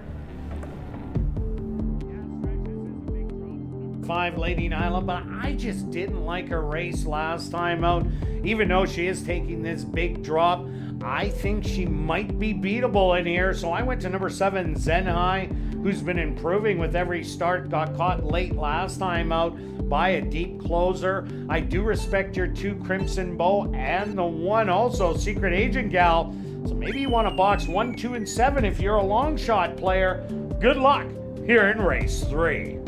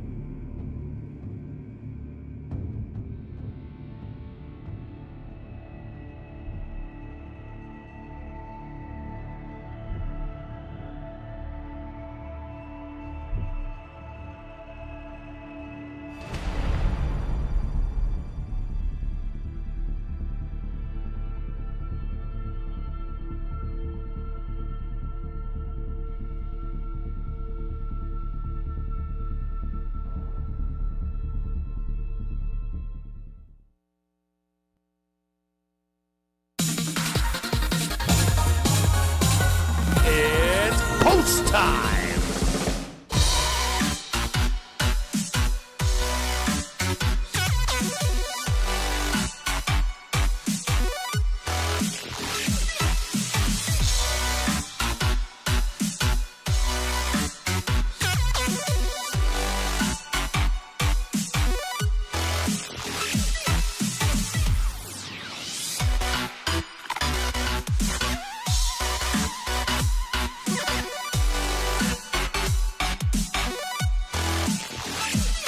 Secret Agent Gal, the first one into the starting gate.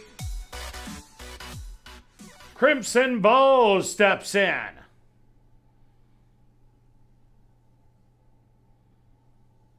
Next up, the 2 to 5 favorite, Lady Nyla.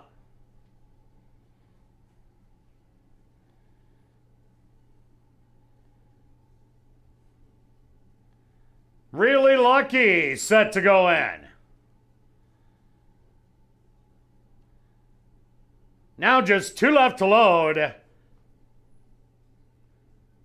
Zenhai on the outside.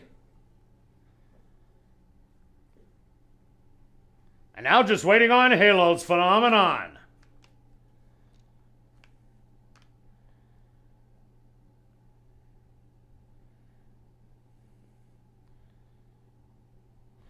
Lady Nyla fractious in the starting gate.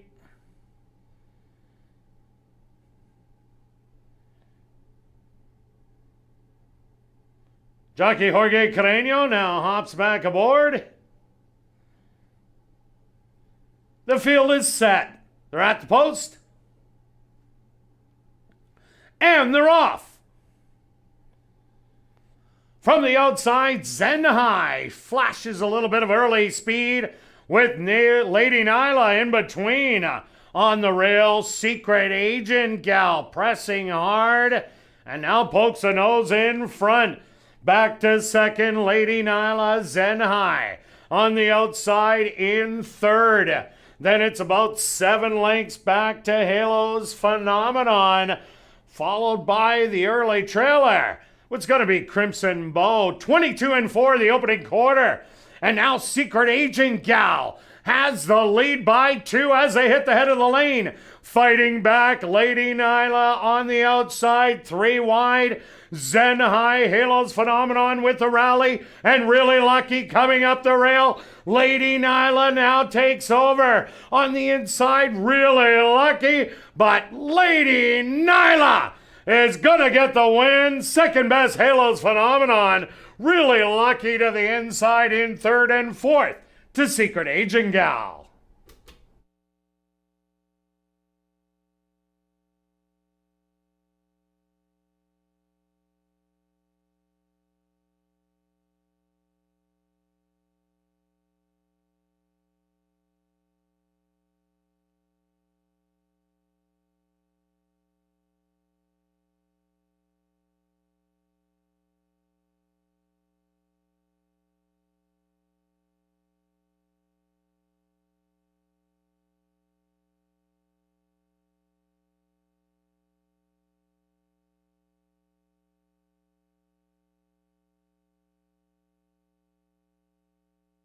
The stewards have posted number 5, Lady Nyla, as your race winner.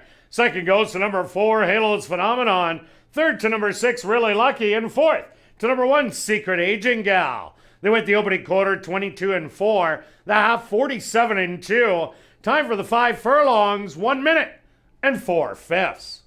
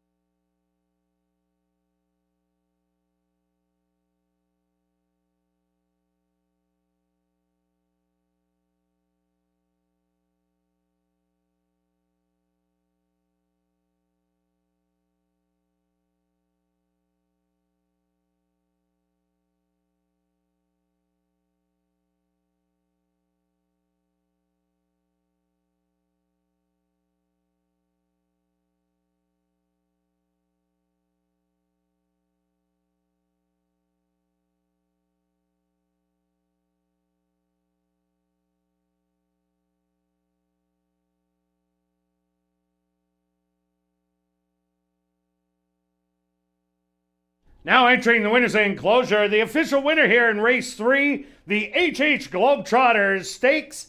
That's number 5, Lady Nyla. Lady Nyla is a dark bay or brown filly, 3 years old, by Cape Canaveral, out of the mare local by Awfully Wild. Owned by Bill Michael and Wind Dancer Stable, trained by Wendy Anderson, and ridden to victory by Jorge Carreño. Time for the 5 furlongs, 1 minute and 4/5. Congratulations goes out to jockey Jorge Carreño, who scores the double. 2 wins for jockey Jorge Carreño. Race 3 is official in the upcoming 4th race. Kicking off $25,000 guaranteed pick 4 wagering. There are no changes. We will carry on with the rest of the changes in the pick 4. Turning your programs to race number 5. Scratch number 4, the odds are even. That's race 5, scratch the 4, the odds are even. Turning your programs to race number 6. Scratch number 6, Candy Con. Number 8, Thunderbolt, will race with blinkers off. That's race 6, scratch the 6, Candy Con. Number 8, Thunderbolt, will race with blinkers off. And there's no changes in race number 7. $25,000 guaranteed pick 4 wagering starts right here in race 4. They go to post in 20 minutes. At post. And they're off. From the outside, Zen High flashes a little bit of early speed with Lady Nyla in between. On the rail, Secret Agent Gal pressing hard. And now pokes the nose in front. Back to second, Lady Nyla, Zen High. On the outside in third. Then it's about 7 lengths back to Halo's Phenomenon. Followed by the early trailer. What's going to be Crimson Bow. 22-4 the opening quarter. And now Secret Agent Gal has the lead by 2 as they hit the head of the lane. Fighting back, Lady Nyla on the outside, 3 wide. Zen High, Halo's Phenomenon with the rally, and Really Lucky coming up the rail. Lady Nyla now takes over on the inside, Really Lucky, but Lady Nyla is gonna get the win. Second best, Halo's Phenomenon. Really Lucky to the inside in third and fourth to Secret Agent Gal.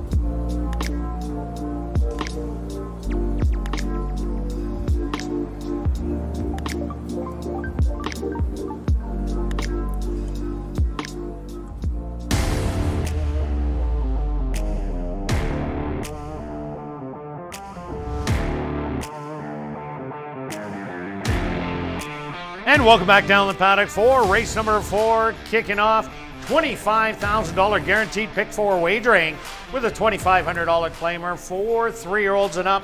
They're going to go 5 furlongs. We'll do a TVG recap of the first 3 races. Race number 1 had a 3-way pace battle and a double duel on Cypress Point. Marquis Well, the stalker, got the win. Then in the second race, there was a 4-way battle.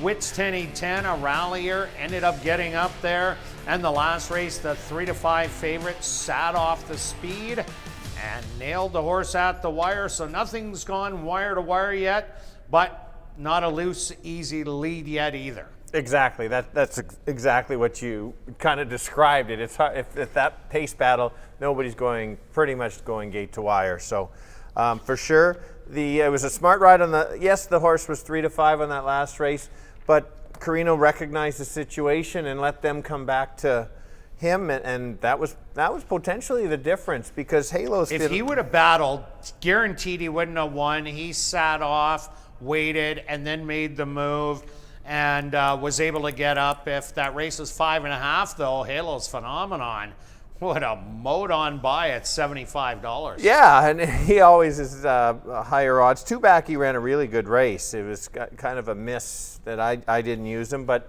if you threw out the speed, there's your closer, just like you had in the previous race.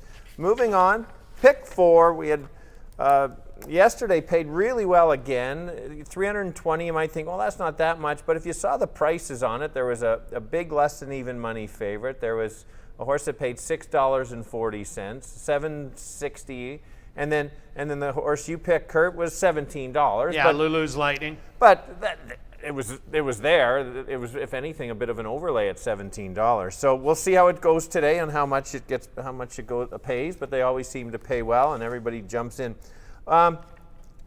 We're all on the same horse. We're here, I was obviously calling the horse the wrong name, but nobody should be surprised. 'Tis Funny, here we go, 5 furlong specialist.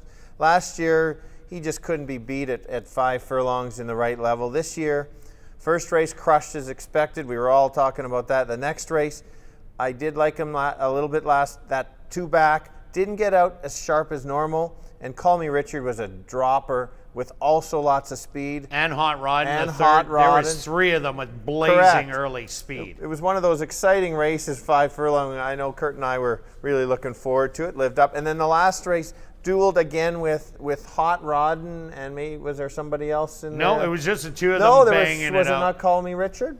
Richard was there, but not for very long. No, he wasn't. But he was more, at least speed, so you had to go. You're right, he wasn't there that long. Anyway, none of those horses are here. We're only going 5. Possibly will get loose early, and then it's just St. Easy might press a little bit, but I don't think St. Easy has the speed of 'Tis Funny in here. 'Tis Funny, if this horse does get loose on the front end, there won't be any catching it. And there is no Hot Rodding in here. There's no Call Me Richard. The only other horse that I could see pressing, St. Geezy, yes, has a little bit of speed, but definitely cannot go 22 flat like they did last time out. Also, Yamano Maker showed a lot of speed going 7 furlongs, but I still don't think that this horse has 22 flat speed. Did show 22 and change down at Louisiana Downs, different racetrack. But I think 'Tis Funny clears in here. Huge wire-to-wire threat. Yeah, that's fair. Absolutely, that is my top selection. I am got another horse, and I think it's second best. And if 'Tis Funny isn't 'Tis Funny, that's Wallowitz, the 3. The horse is not at the level of 'Tis Funny, but 4 wins at the distance, 3 seconds. That's pretty solid. 50%, over 50% in the top 2. Horse won't be that far off. The horse has showed some speed. Way back came from Remington Park to start the year. Needed one, and then that one race on June 9th was right there, took over and crushed. Yeah, it's a little while ago, but they're 3,500, and that last race ran an even race. I think the horse can, again, run an even race, and who knows. Well, definitely that 3,500 was a tough race. We seen Warbridge come back last night in the 35 wide open and lost by a whisker to a horse, Yo Why Me, who won the 5,000 level and dropped into 35. So Wolowitz was in real tough. So if you look at the rest of the field, Wolowitz was in the second toughest class in the last couple of outings, and throughout that 7 furlong race, just didn't want to go around 2 turns, so that kind of muddies up the line a little bit. But my other choice in there, number 1, Yamano Maker, I think that horse just didn't want any part of the 7 furlongs. You see, the last time the horse went 7 furlongs, did the exact same thing, showed speed, was 12th beaten 14 at Sam Houston, but this horse does well sprinting, got wins at 6 furlongs, lost by only a narrow head. That was only in Fargo, but that was for 5,000 on a bull ring. So I think this horse draws inside and has a good shot, even though it got beat double digits in its last. Yeah, talking about that horse, that was off camera after that last race, and your comment, and I agreed with you, that you said that horse is a sprinter. And sure enough, we're sprinting now, and so 7 furlongs. That's fine with Jerry trying something with the horse, maybe setting it up to improve him going short here. So yeah, good call, 9-1. That would help if you think the 4 can get beat, really help the pick 4 price for sure to kick it off. Oh, most definitely it would, but I'm all over Tis Funny in here. I just think the horse is going to shoot free and go. Maddie's Pro, here's another horse that could rally into it. The 5 at 7-1. Last time out, lost to Proud and Loud and Valid Thor. Proud and Loud was another dropper coming into that 35 level from the 5.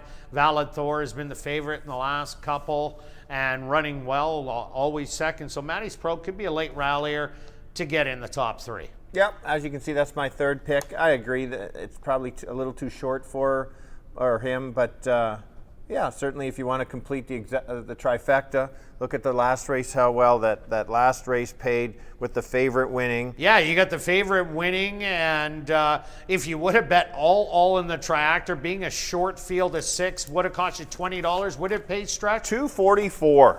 $244. I tried to get the horse beat with some long shots, but it ended up winning the long shots underneath, and it's still huge payday. Huge payday. $244. All right, let's go to our bets here in race 4. Kicking off pick 4 wagering. Stretch, what do you got? All right, here we go. Not spending as much. I'm spreading on a few races, so 3 and 4 in here. Kind of a cover. We got a 1-5 shot as expected. 2 and 6 in the next one. I got a speed horse and a closer. I don't want, as you do, you're not going to leave out the 6. And then I've got 1, 4, 7, 8, and then 5, 6, 7 in the last. And for the people that need some money now, I got a $6 exactor box, 3-4, spending a total of $60. So maybe if I can hit the exactor, pays a bit of my pick 4 and have some beer money. There you go. And my pick 4 in here. 4 in the first race, Tis Funny, with the 2 and 6, with the 4, 7, 8, and rounded out with the 1, 5, 7, a $1 ticket, $18. But I'm betting a $2 one for $36. Good luck with all your selections here in race 4, and we'll see you back for race 5.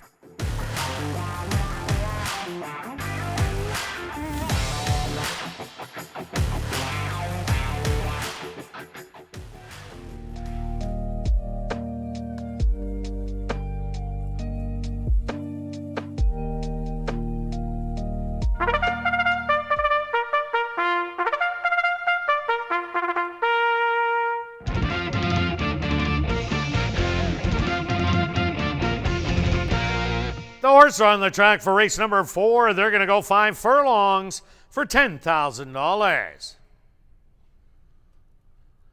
Number 1 is Yamano Maker, owned by Robert Wilson, trained by Jerry Gorno with Antonio Whitehall.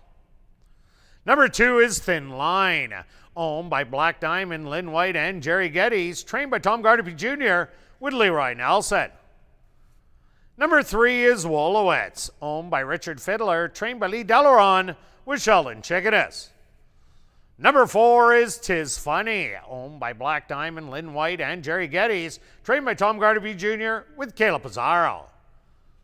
Number 5 is Maddie's Pro, owned by Henry Witt Jr., trained by Jerry Gorno with Neville Stevenson. Number 6 is St. Geezy, owned by A2 Racing, trained by Michael Nault with Jorge Carreño. Rounding out the field is number 7, Rule the Night, owned and trained by Perry Cavanaugh. Nyrone Austin aboard. $25,000 guaranteed pick 4 wagering. Here in race 4, they go to post in 4 minutes.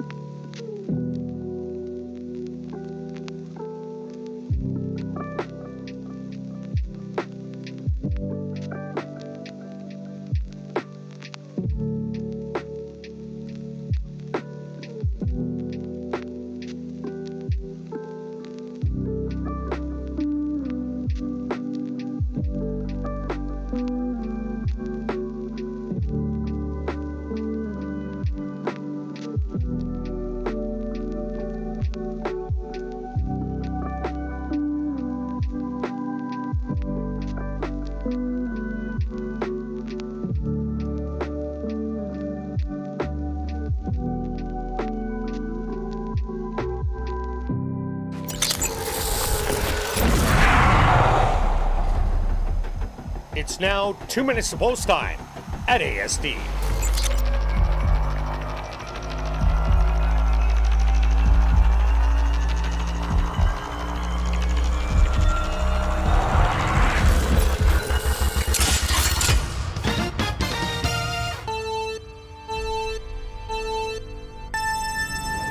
All right, another 5 furlong race. So speed is what you need at 5 furlongs, and when there's not much speed to go with Tis Funny, watch out. Tis Funny is the most speed for this level around at ASD. Watch out. It's fun to watch how fast he can go. If he is not the same horse as he was last time, Wallowitz, the 3-horse, might be able to pick up the pieces late. 3 to 5 is not much value, but if you need a bit value, maybe a place bet on the 3 because he'll be closing late. 4-3-5. Kirt? It's all about Tis Funny in here. This horse will be rattling on the front end. I expect it to open up 5 by the time the quarter mile is done.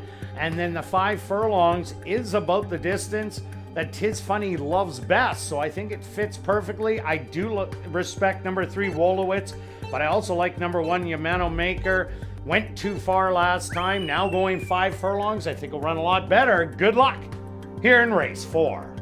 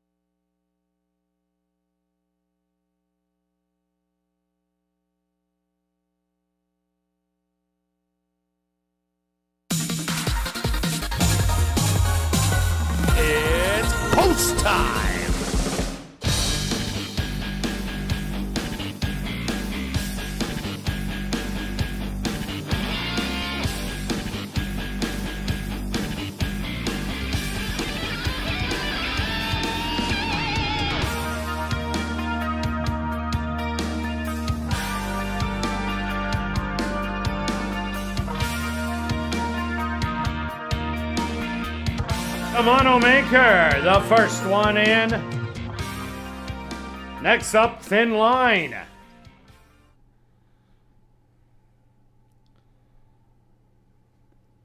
Wolowitz turn.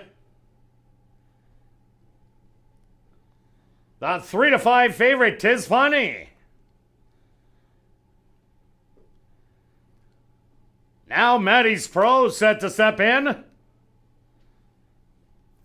2 left to load.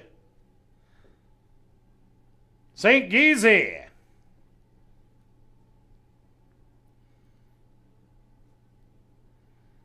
And just waiting on Rule the Night. They're all set. They're at the post. And they're off. From the middle, that's Tis Funny. Quickly out to grab the early lead, St. Geezy. On the outside in second, Yamano Maker. Also close up on the inside in third. Rule the Night fourth on the outside in between horses, Maddie's Pro. Then it's Wolowitz, and the early trailer will be Thin Line. 22-2 the opening quarter, and Tis Funny. Now about to get company on the outside by Yamano Maker. On the outside, St. Geezy, Wolowitz, now hugging the rail and looking for a seam to come through. Tis Funny with the lead. Wolowitz trying to fight through as they come up to the 16th pole, and Wolowitz just blows on by. Wolowitz is gonna take it by 2. Second best is gonna be Tis Funny. Third to St. Geezy, and fourth to Maddie's Pro.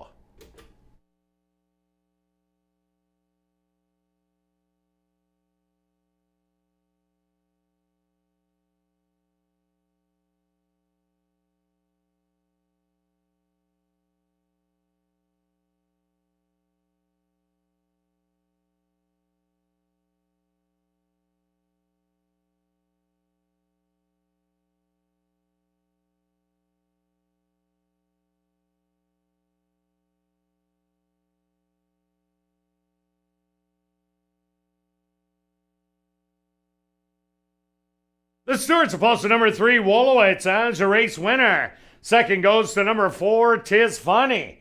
Third to number 6, St. Geezy, and fourth to number 5, Maddie's Pro.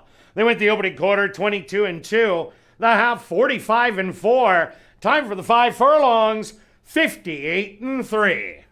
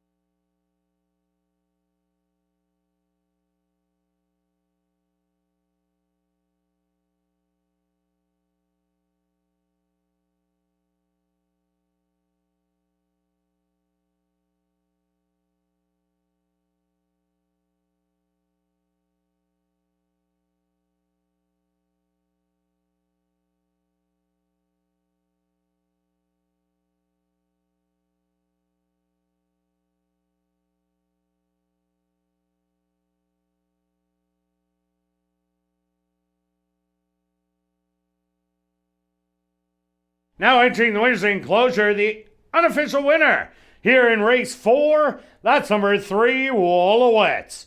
Wolowitz is a bay gelding, 5 years old, by Distorted Humor, out of the mare Bernadette by AP Indy. Owned by Richard Fiddler, trained by Lee Delaron, and ridden to victory by Sheldon Chickadas. Time for the 5 furlongs, 58-3. Congratulations goes out to rider Sheldon Chickadas, who scores the double. 2 wins for rider Sheldon Chickeness.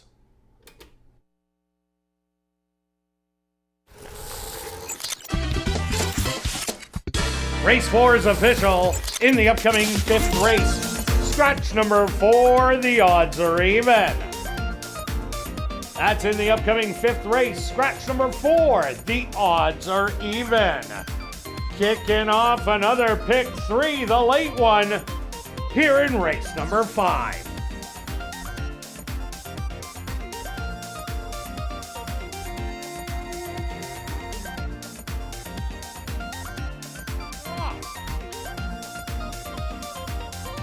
From the middle, that's Tis Funny. Quickly out to grab the early lead, St. Geezy. On the outside in second, Yamano Maker. Also close up on the inside in third. Rule it's back. Winnipeg's on the outside in between horses, Maddie's Pro. Then it's Wolowitz, and the early trailer will be Thin Line. 22-2 the opening quarter, and Tis Funny. Now about to get company on the outside by Yamano Maker. On the outside, St. Geezy, Wolowitz, now hugging the rail and looking for a seam to come through. Tis Funny with the lead. Wolowitz trying to fight through as they come up to the 16th pole, and Wolowitz just blows on by. Wolowitz is gonna take it by 2. Second best is gonna be Tis Funny. Third to St. Geezy. And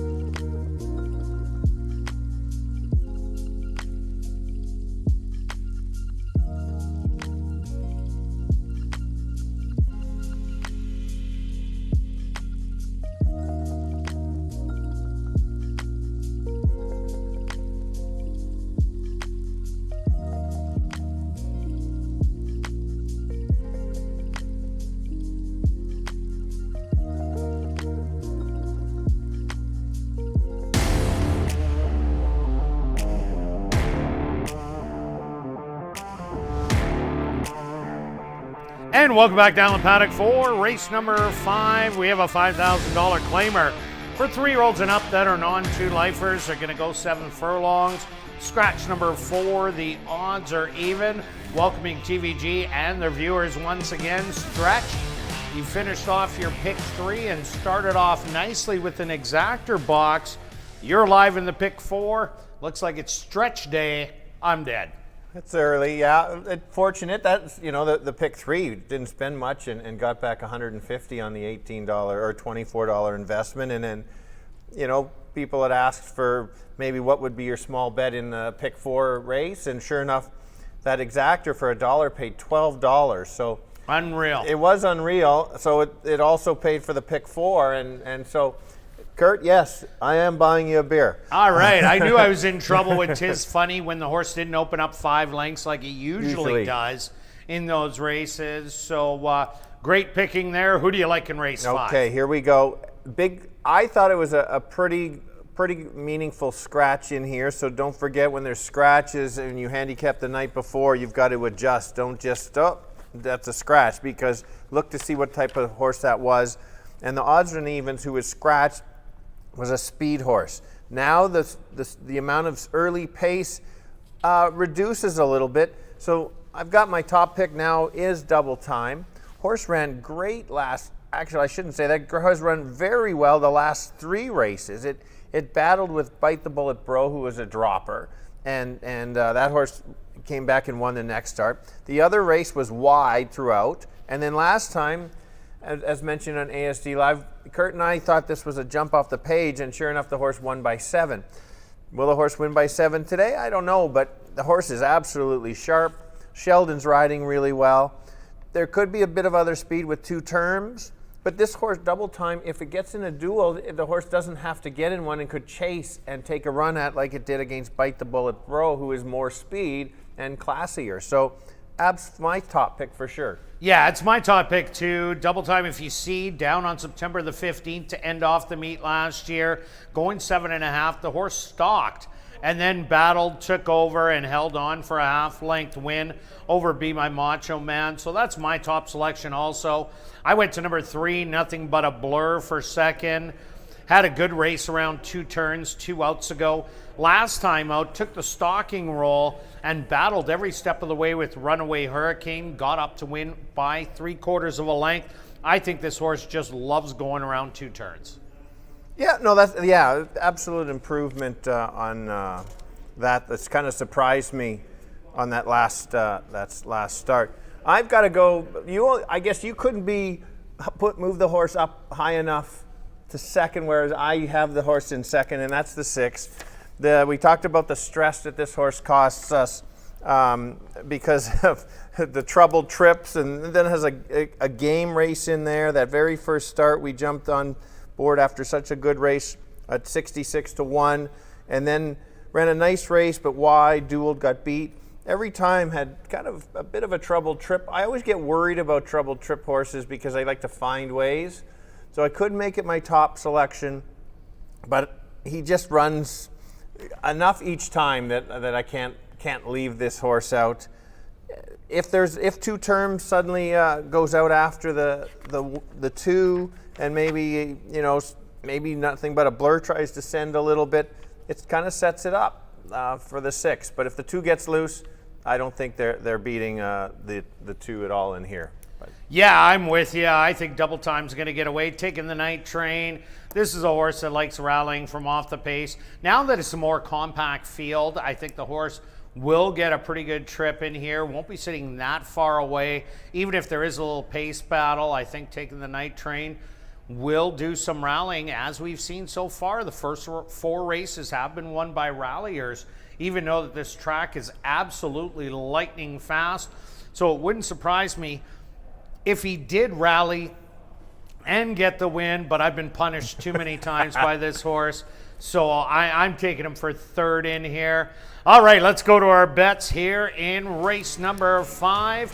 Let's start it off with you, Stretch. All right, I'm not betting the 6 to win. I like your bet. I just have to throw a bet here on the 6, just because the 2 can still win. We can both win our bets. and might steal a place price in here. Simply 30 place on the 6. And myself, I'm going 30 to win on the 2 double time. Even money? Nah, I'll take that. Good luck with all your wagers here in race 5, and we'll see you back for race 6.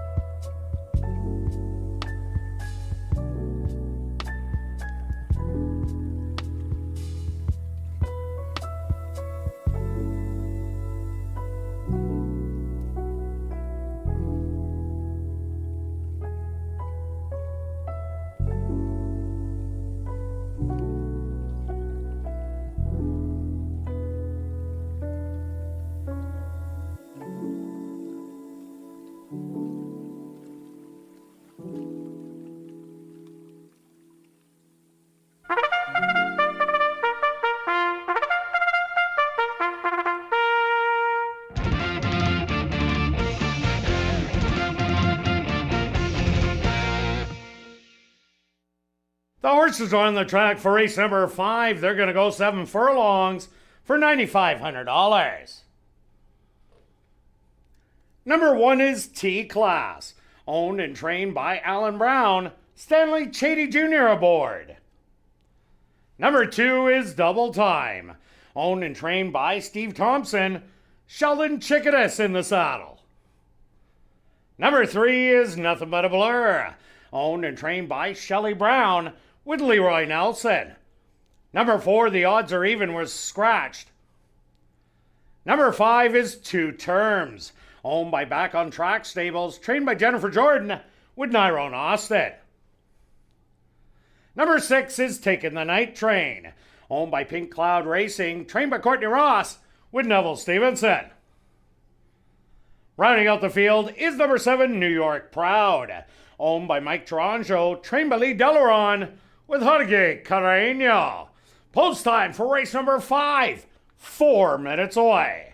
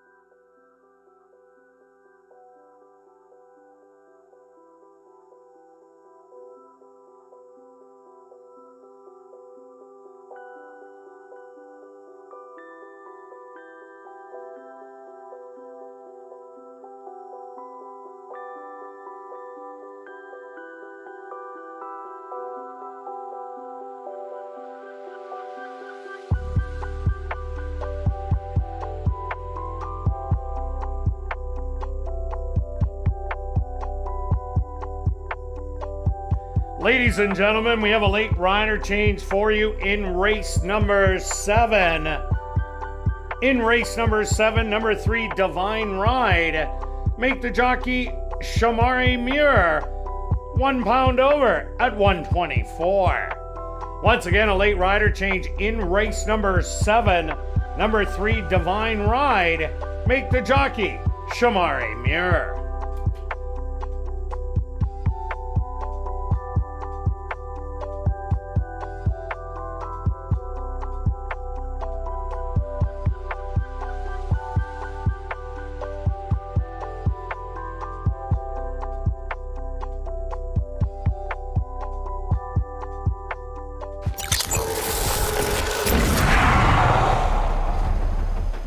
It's now 2 minutes to post time at ASD.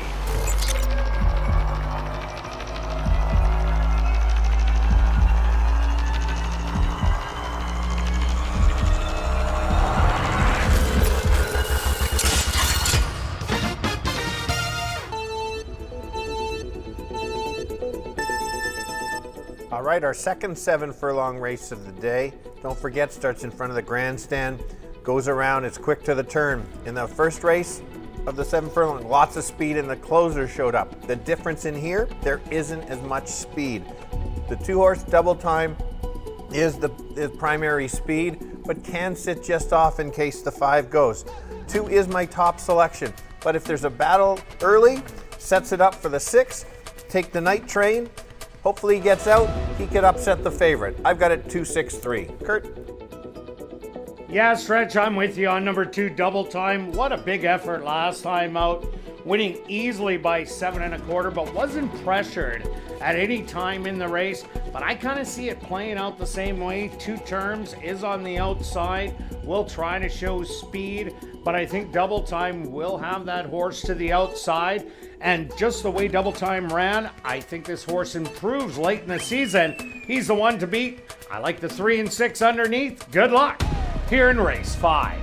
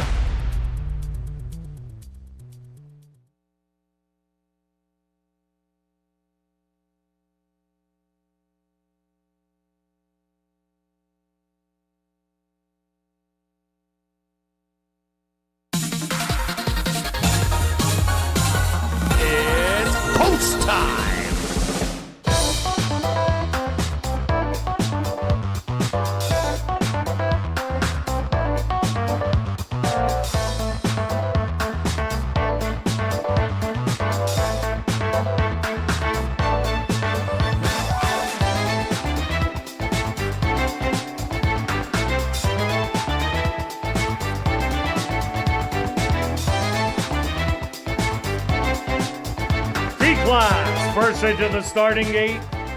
Double Time, the 2 to 5 favorite, also is in. Next up, Nothing But a Blur.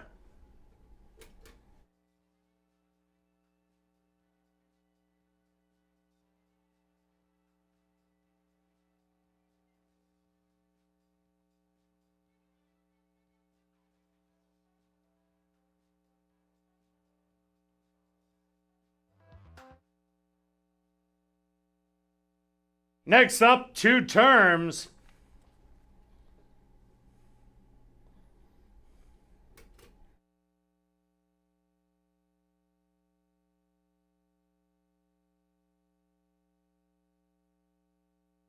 Now just 2 left to load. Taking the Night Train.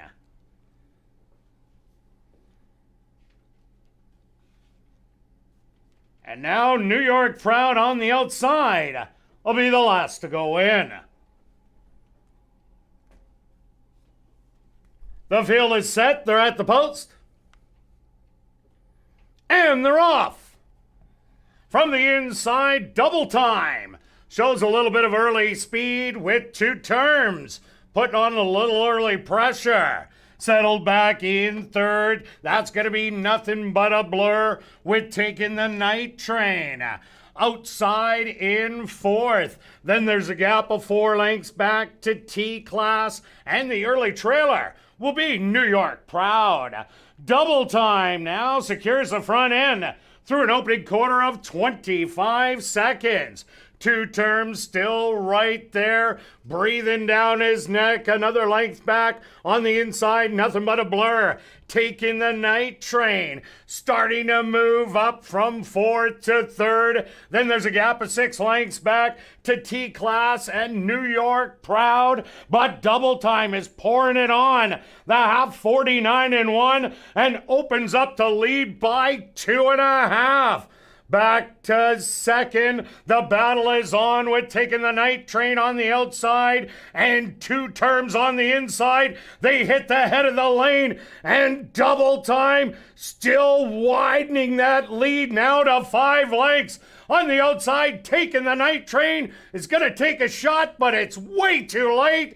Inside the 16th pole, Double Time, it's all him.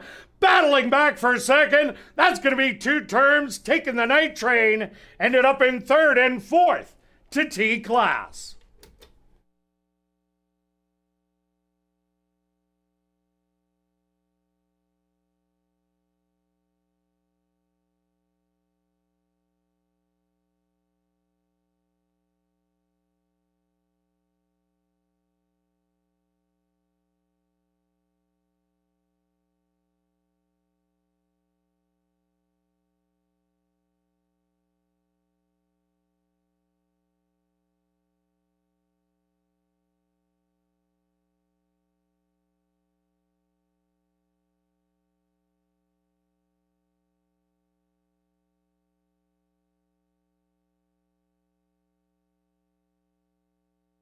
Stewards will post to number 2, Double Time as your race winner.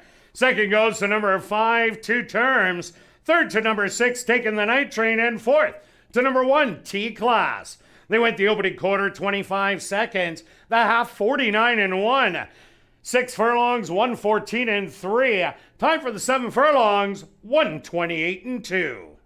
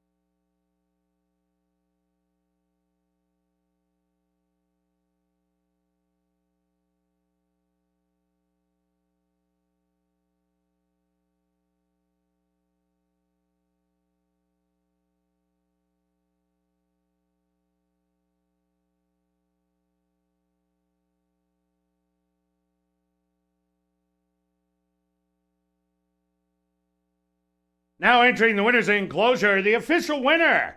Here in race number 5, that's number 2, Double Time.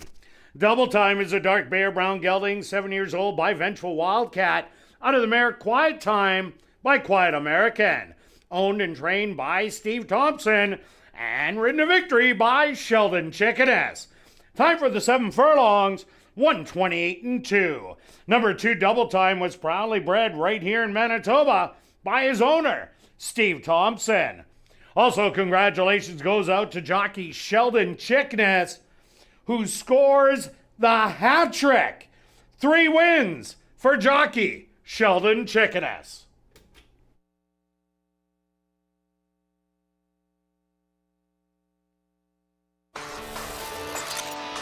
Race 5 is official in the upcoming 6th race.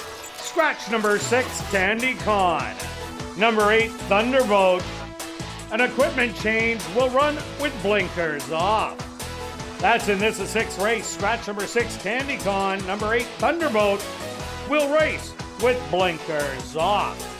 Kicking off late double wagering here in race 6. They go to post in 17 minutes.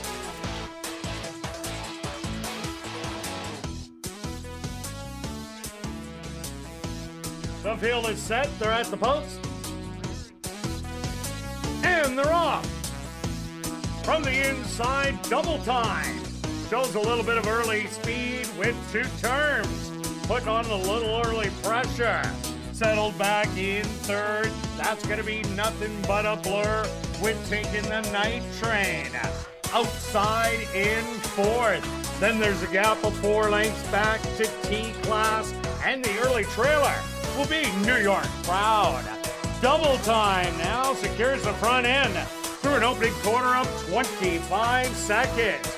2 turns still right there, breathing down his neck. Another length back on the inside, nothing but a blur.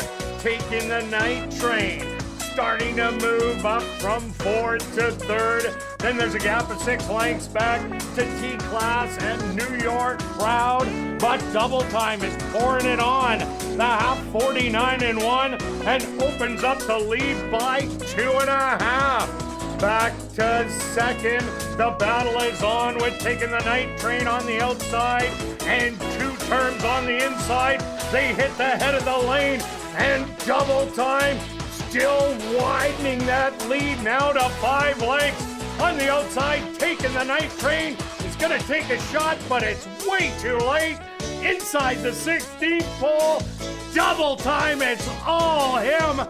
Battling back for 2nd. That's going to be 2 turns. Taking the Night Train ended up in 3rd and 4th to T-Class.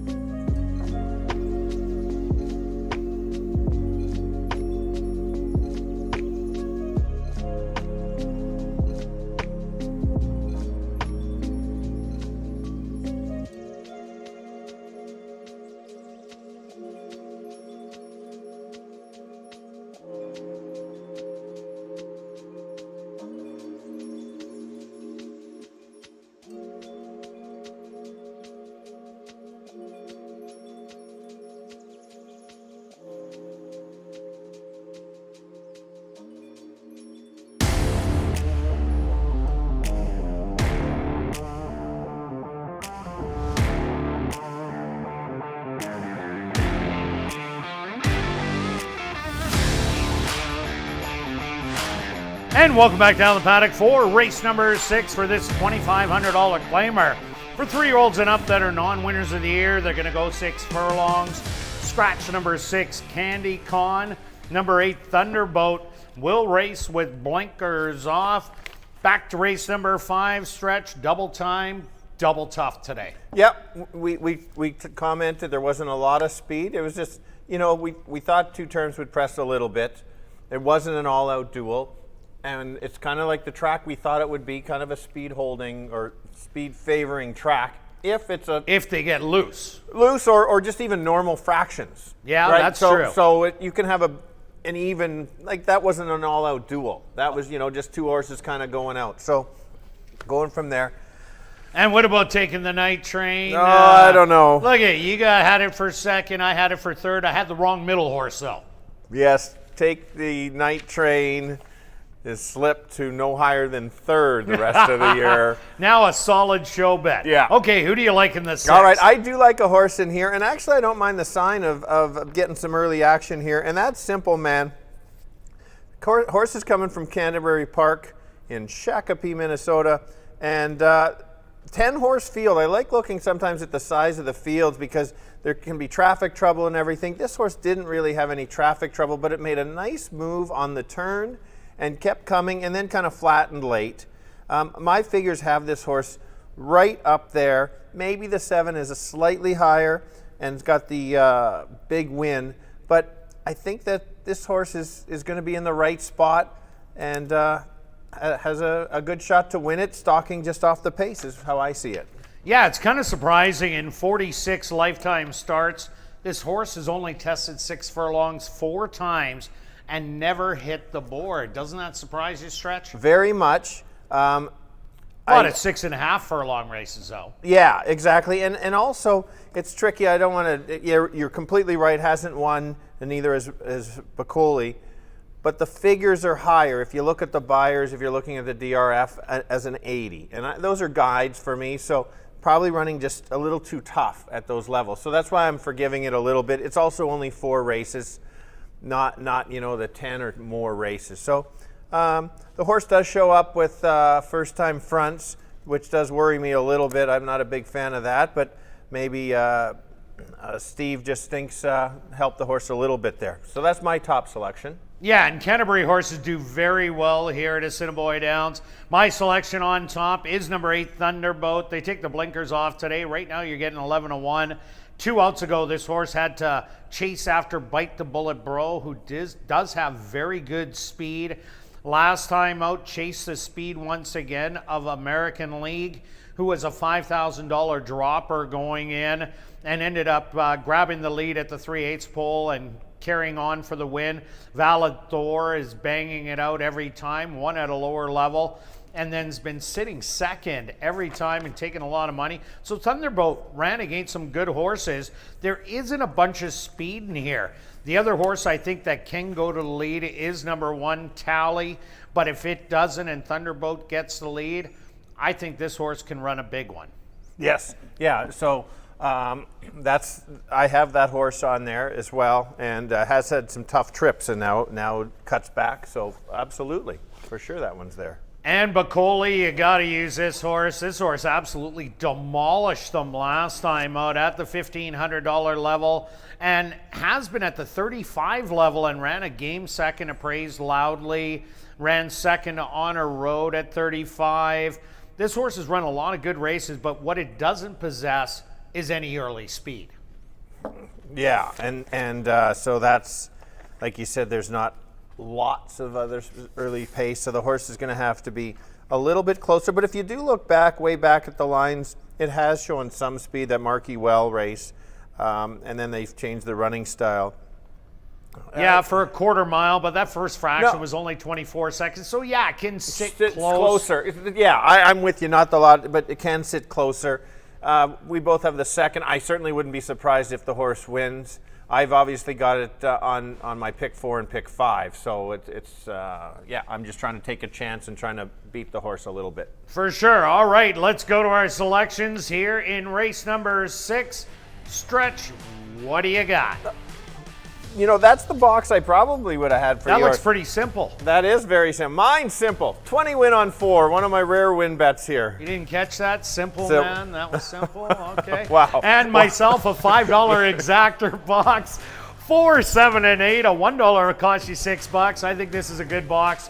I'm going to play a $5 one for 30. Good luck with all your wagers here in race 6, and we'll see you back for race 7.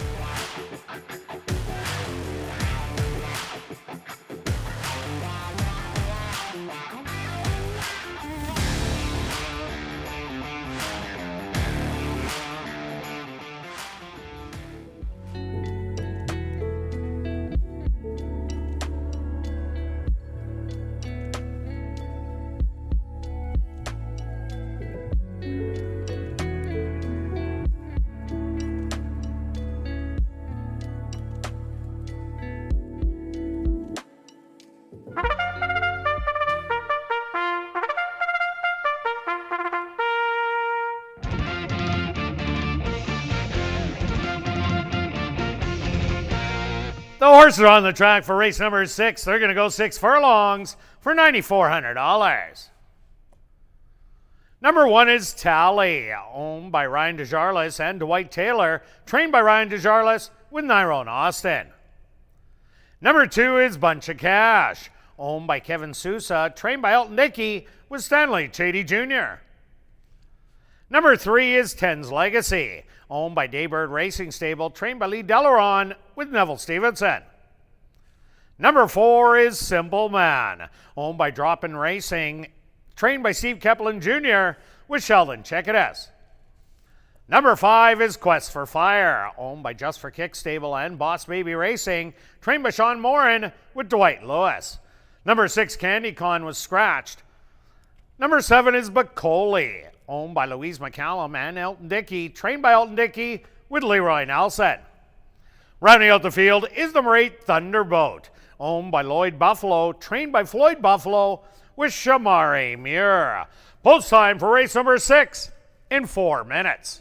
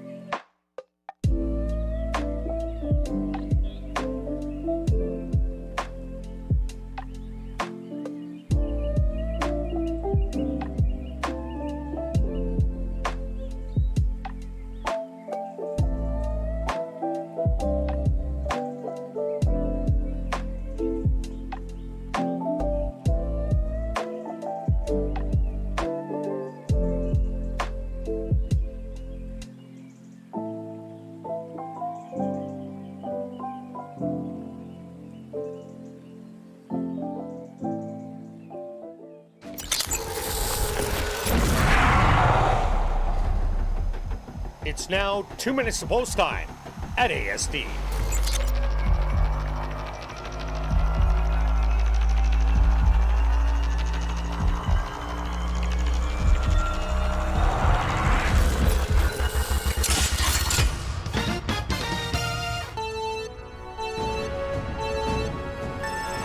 All right, here we go. We're going 6 furlongs this time, which is only 1 turn.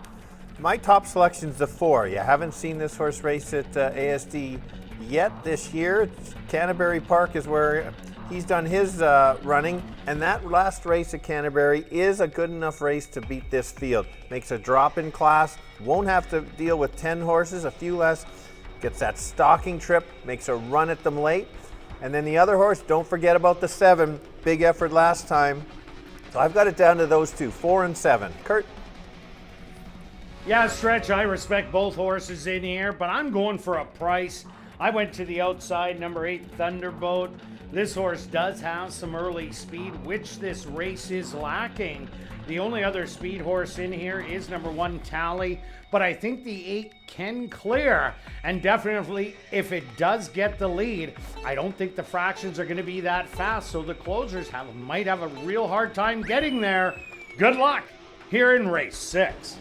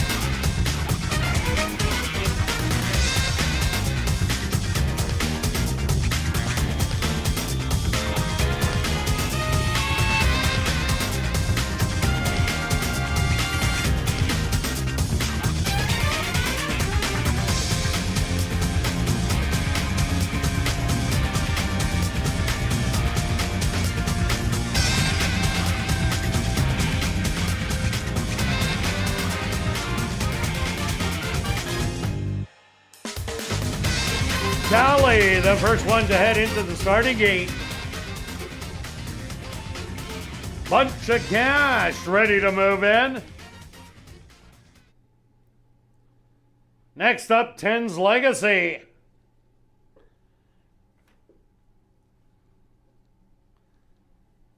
Simple Man. He's now in. Now Quest for Fire.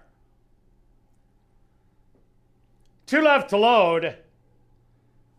Bacoli, the 3-2 favorite. And now just waiting on Thunderbolt on the outside. They're all set. They're at the post. And they're off.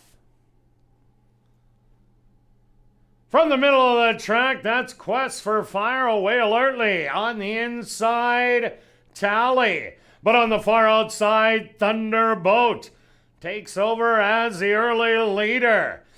Pressure on the inside from Tally. 3 wide, Quest for Fire. A 4 wide trip today for Bacoli. Bunch of Cash trying to sneak up the rail. Then it's going to be Simple Man and 10's Legacy. The 2 trailers, 3.5 lengths. 5 across the track, and the leader now, Tally. But pressing in between horses, Simple Man on the far outside. Bacoli in between, looking for the rail. Bunch of Cash, the half, 46-1. 4 across the track as they hit the head of the lane. Simple Man with the short lead. On the inside, Bunch of Cash. Bacoli in between horses as they're coming to the 16th pole. Simple Man is going to be simply the best today. He's going to win by a length and a half. Bacoli is second. Third's going to go to Bunch of Cash. And fourth to Tally.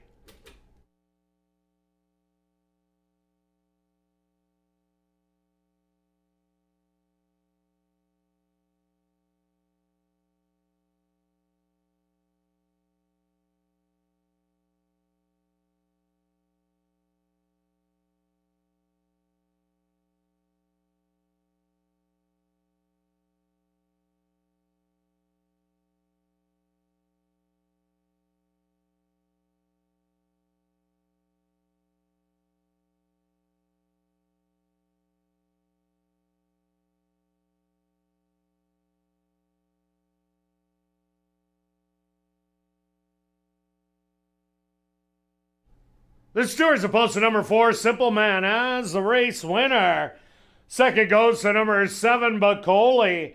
Third to number 2, Bunch of Cash. And fourth to number 1, Tally. They went the opening quarter 23-1. The half 46-1. Time for the 6 furlongs, 112-2.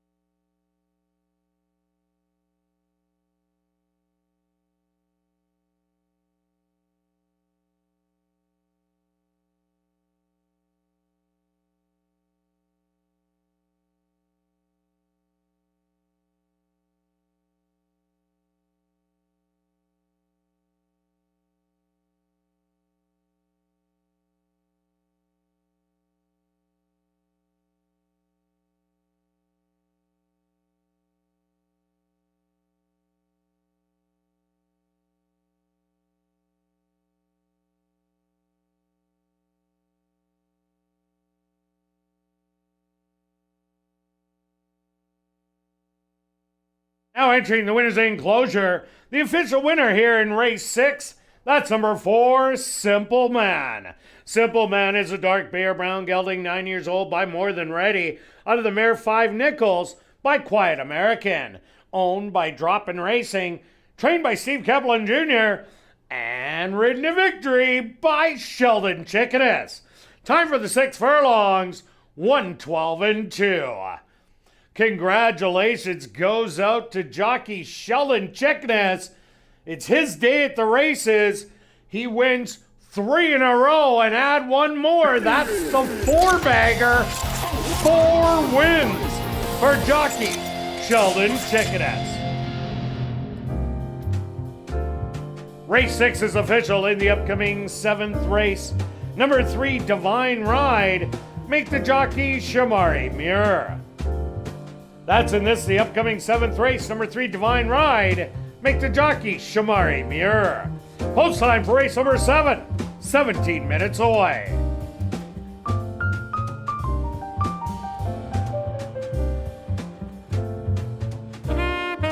And ladies and gentlemen, Country Summer is coming to Assiniboia Downs on Friday, September the 10th, and Saturday, September the 11th. Friday features country singers Dean Brody and Petrick, and then Saturday features the James Barker Band, Jess Moskalook, and Tyler Joe Miller.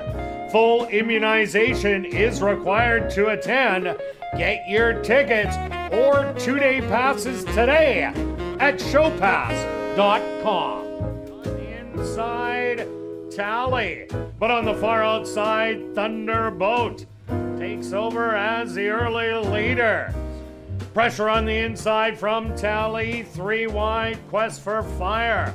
A 4 wide trip today for Bacoli. Bunch of Cash trying to sneak up the rail. Then it's going to be Simple Man and Ten's Legacy. The 2 trailers, 3.5 lengths, 5 across the track, and the leader now, Tally. But pressing in between horses, Simple Man on the far outside, Bacoli in between, looking for the rail, Bunch of Cash, the half, 46-1, 4 across the track as they hit the head of the lane, Simple Man with the short lead. On the inside, Bunch of Cash, Bacoli in between horses as they're coming to the 16th pole. Simple Man is going to be simply the best today. He's going to win by a length and a half. Bacoli is second. Third's going to go to Bunch of Cash, and 4th to Tally.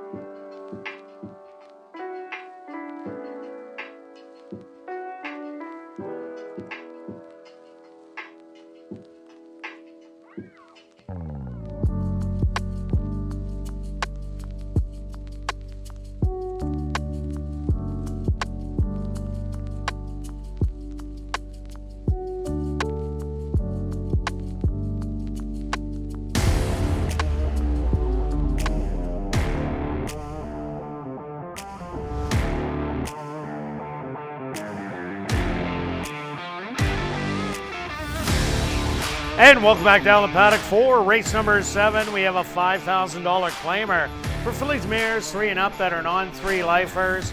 They're going to go the 6 furlong distance. Stretch Simple Man got it done. It did. It was simple.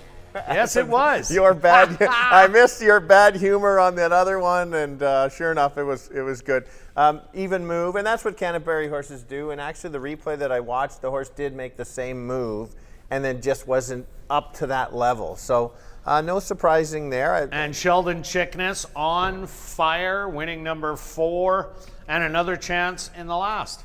No kidding, no kidding. Just before we get to this last race, we had another poll. Mitch set it up on the YouTube chat. Once again, thanks everybody for jumping in. And this one, and I'm going to ask you the question here, Kirt, what happens without handicapping the race and just kind of looking at it? You're not allowed to look at the past performances. Here's your choices. You bet by name, number, a gray horse, because I had heard a rumor they're faster and they're prettier. Yeah? Or there's the post-time favorite was in this one. So between those ones, name, number, gray, post-time favorite. Okay, have I been drinking before this poll is taken? That is a key there, but I'll go with the name. Yeah, I'm with you too. I can't even read names, but I sometimes pick. I might add a horse. If I've got 2 horses and they say, oh, that's a good name, and that'll be my 3rd horse in maybe an exactor box or a trifecta wheel, throw that in for 3rd. Anyway. I've thrown those in. I was telling you off camera, in Australia, I've thrown a couple of wild ones together in exactor boxes, no program or anything, and I've hit a couple good ones off of that too. Perfect. And the last one here, Brock Jameson sent a comment in. His was, he goes by goofy names, Prince of Penzance. Try to call that one. Went off at 99-1 in the Melbourne Cup, and only an 18 horse field. Completely, and the horse won for him. So thanks for putting that story in there, Brock. Okay, here we go. Finish off the week. On Wednesday, there could be some long shot in here, but that would be okay because in the pick 5, I have everybody's favorite, all in the last to complete the pick 5 today. All right, so you're a winner, so it's doubles after. Doubles after with the pick 4 going as well. There it is. Jake's got the horse that we're going to try to start with, finish it off. And it's interesting because you've got Sheldon with 4 wins, you mentioned. Yep. Well, the 5 horse has Sheldon Chickness. That would be his 5th win on the 5.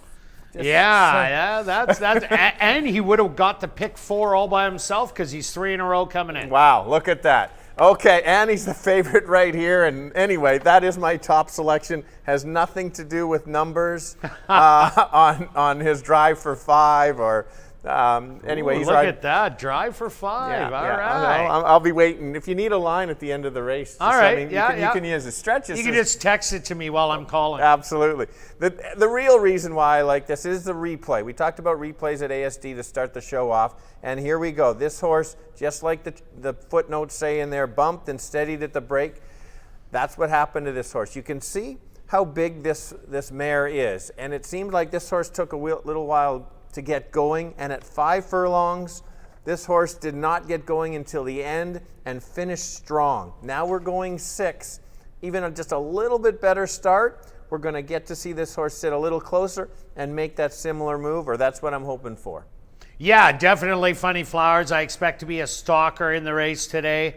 I like this horse too, but I also like number 1, I Spy My Little Eye. If you're looking for a little bomber in here, I Spy My Little Eye showed great speed last time out. The stalker was by y'all, who ended up corralling I Spy My Little Eye down the lane, and Funny Flowers came real late to take 2nd away from I Spy My Little Eye. But the track is playing kind to speed, and I just don't see anybody going with this horse, so I think it could open up on the field and have a big shot of running huge and lasting a long time.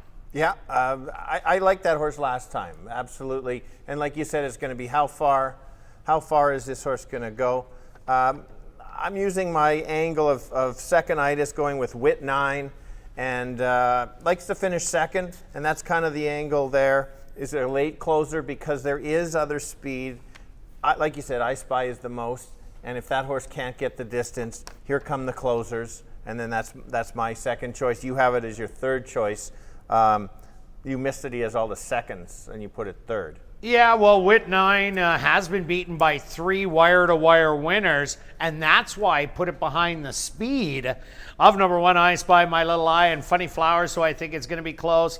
I think they run around the track together, but Wit 9 has run 3 big races. This wouldn't surprise me at all. What's surprising me right now is the horses going off at 10 to 1. Absolutely, absolutely. That's a good point that you mentioned, that the horse ran behind the speed. And so even on those ones that he ran second, he ran second because he couldn't get up. So that doesn't count as a second-itis horse for me. So a real good point there. The last horse I'm going to mention, and you can jump in here, is the 6, Beautiful Babe. I like what Carino did last time. Chady's up this time, and the horse was able to come off the pace. And so I didn't think the horse could. Shortening up, if there is the speed and it backs up, he could certainly get in the trifecta. And so, yeah.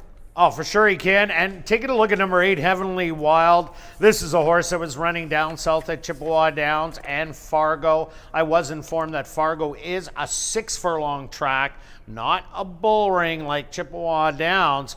So Heavenly Wild last time out lost to a horse called Cruise Pass. And Cruise Pass is a horse that won several restricted races down south of the border. So got beat by a good one there and looked like it got shuffled back to 6th and then rallied to be 2nd. This horse is won by double digits, but I know a couple of the horses in there and they aren't much. But this horse just might be able to run something in here. Taking that action. Let's go to our bets here in race 7. Stretch, what do you got? I'm going to finish it off with, I got my last win bet on the 20 to win on the 4. Let's do one last 20 to win on the 5 to finish off a successful week that we've helped out the people make some money, or at least inform them on a few things. Definitely, and myself, I'm going after the tractor in the last. I'm taking 1-5-1-5 with 2, 4, 6, 7, 8. A $1 wheel will cost you 10. I'm doing a $2 one for 20. Good luck with all your wagers. And we'll see you back Monday, 6:45 Central for ASD Live.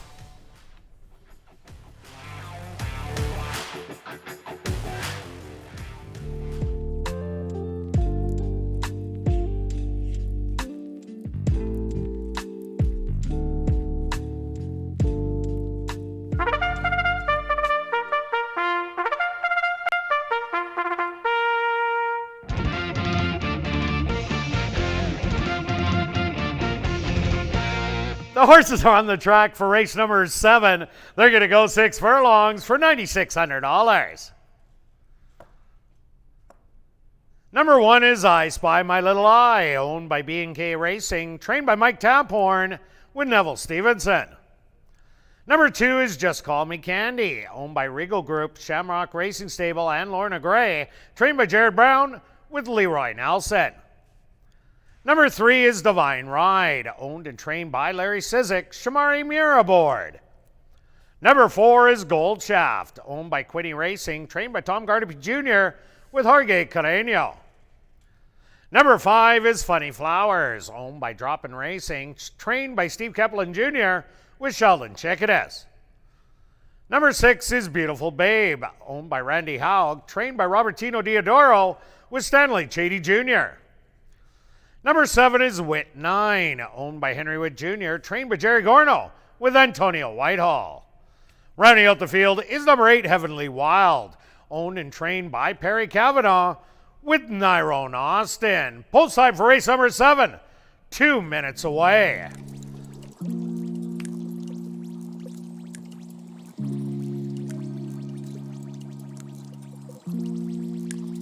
Turning your programs back to race number 6, we had some claims to report.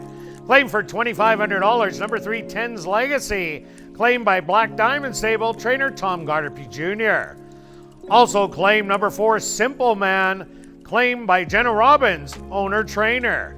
Also claim for $2,500, number 7, Bacoli, claimed by Jared Brown, owner-trainer.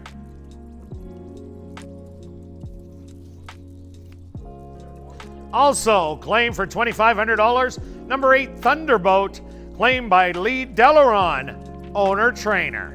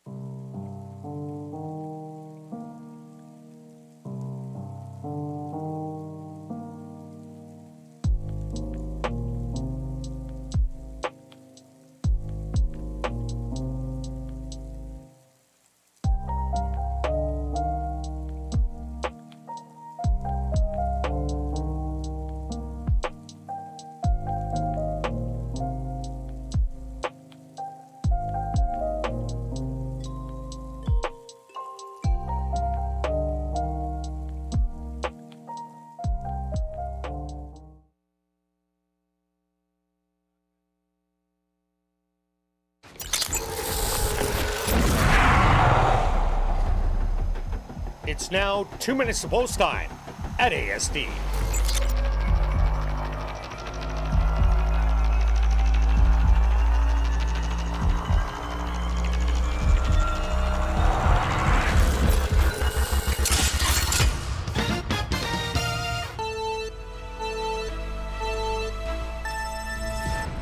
Final race of the week. We're going 6 furlongs. It's the 5,000 non-3. You know, it's always a little bit tricky.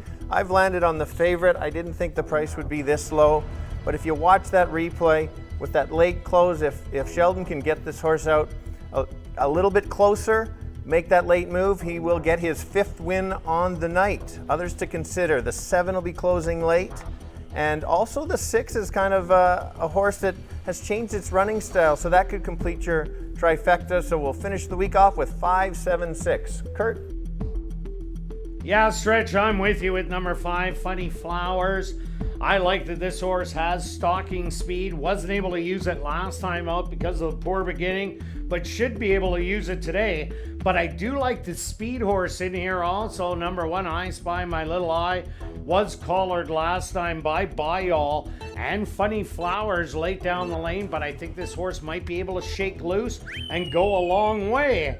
Good luck here in race 7.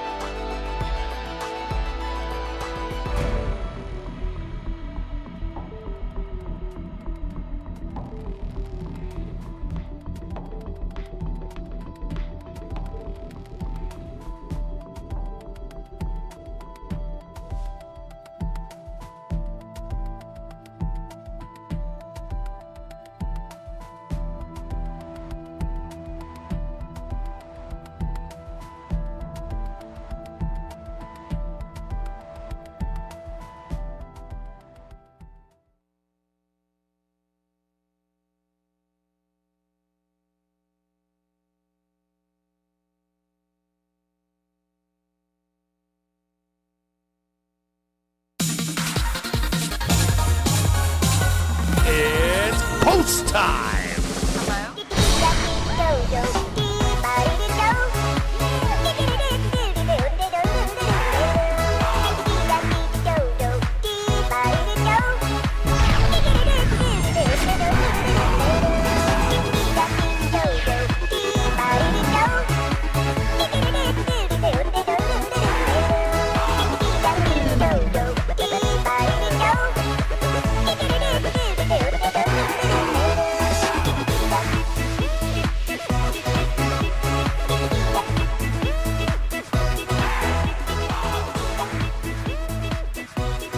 I Spy My Little Eye leads him in for the nightcap. Just Call Me Candy, set to go in.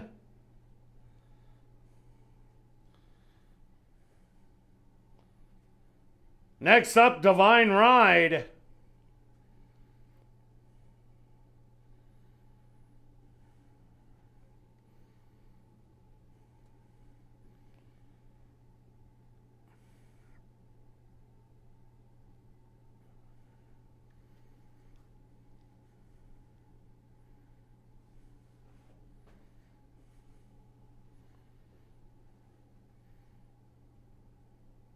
Now it's Goldshaft's turn.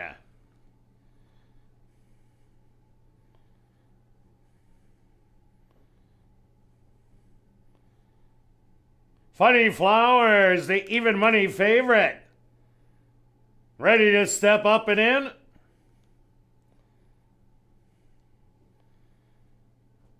Beautiful Babe goes in.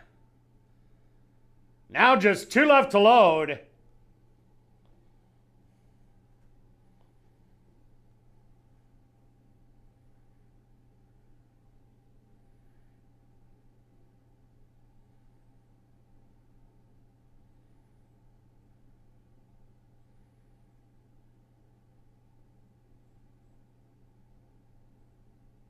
Wit 9, stepping up.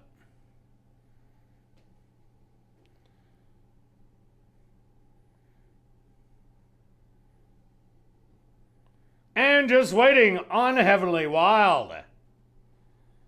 They're all set. They're at the post.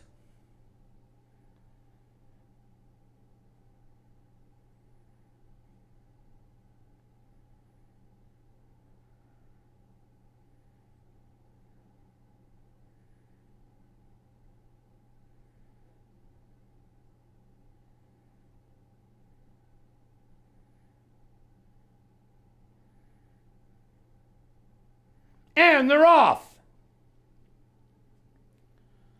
Breaking a little slow was Divine Ride Up, but from the inside, I spy my little eye. Flashes the early speed and grabs a lead by 3/4 of a length. Just Call Me Candy. On the outside in second, a gap of 4 lengths back to Heavenly Wild on the outside. Funny Flowers moving up with Divine Ride back in 5th. 6 is going to be Wit 9, and then another gap of 3 more to your early trailers that are going to be Beautiful Babe and Gold Shaft. 22-2, a crisp opening quarter, and I Spy My Little Eye takes the lead back the half, 46 seconds, but on the far outside, Funny Flowers with a full head of steam blows on by and takes the lead. I Spy My Little Eye back to second. Third, Just Call Me Candy, and Wit 9 coming with a late flurry, but Funny Flowers, the 5, giving Sheldon Chickness a career night. 5 wins on the card. Wit 9 second best. Third's gonna go to Gold Shaft. Close for 4th and 5th between Beautiful Babe and I Spy My Little Eye.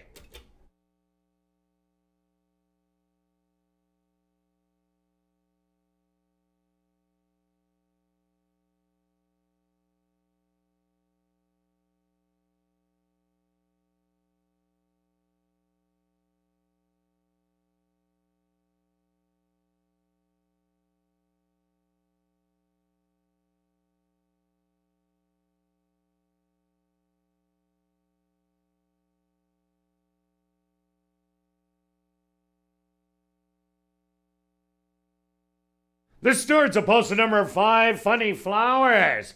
As your race winner, second goes to number 7, Wit 9. Third to number 4, Gold Shaft. And fourth to number 6, Beautiful Babe. They went the opening quarter, 22-2. The half, 46 seconds. Time for the 6 furlongs, 112-3.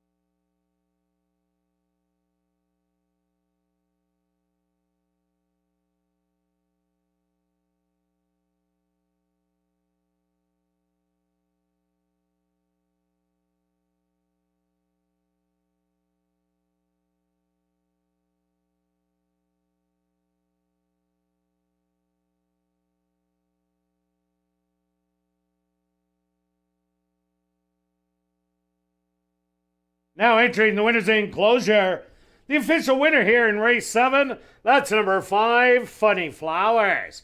Funny Flowers is a chestnut mare, 5 years old, by Distorted Humor, out of the mare Storm in the Garden by Stormy Atlantic, owned by Drop-In Racing, trained by Steve Kepplin Jr., and ridden to victory by who else? Sheldon Chickness. Time for the 6 furlongs, 112-3. Congratulations goes out to trainer Steve Keplin Jr., who scores the late double.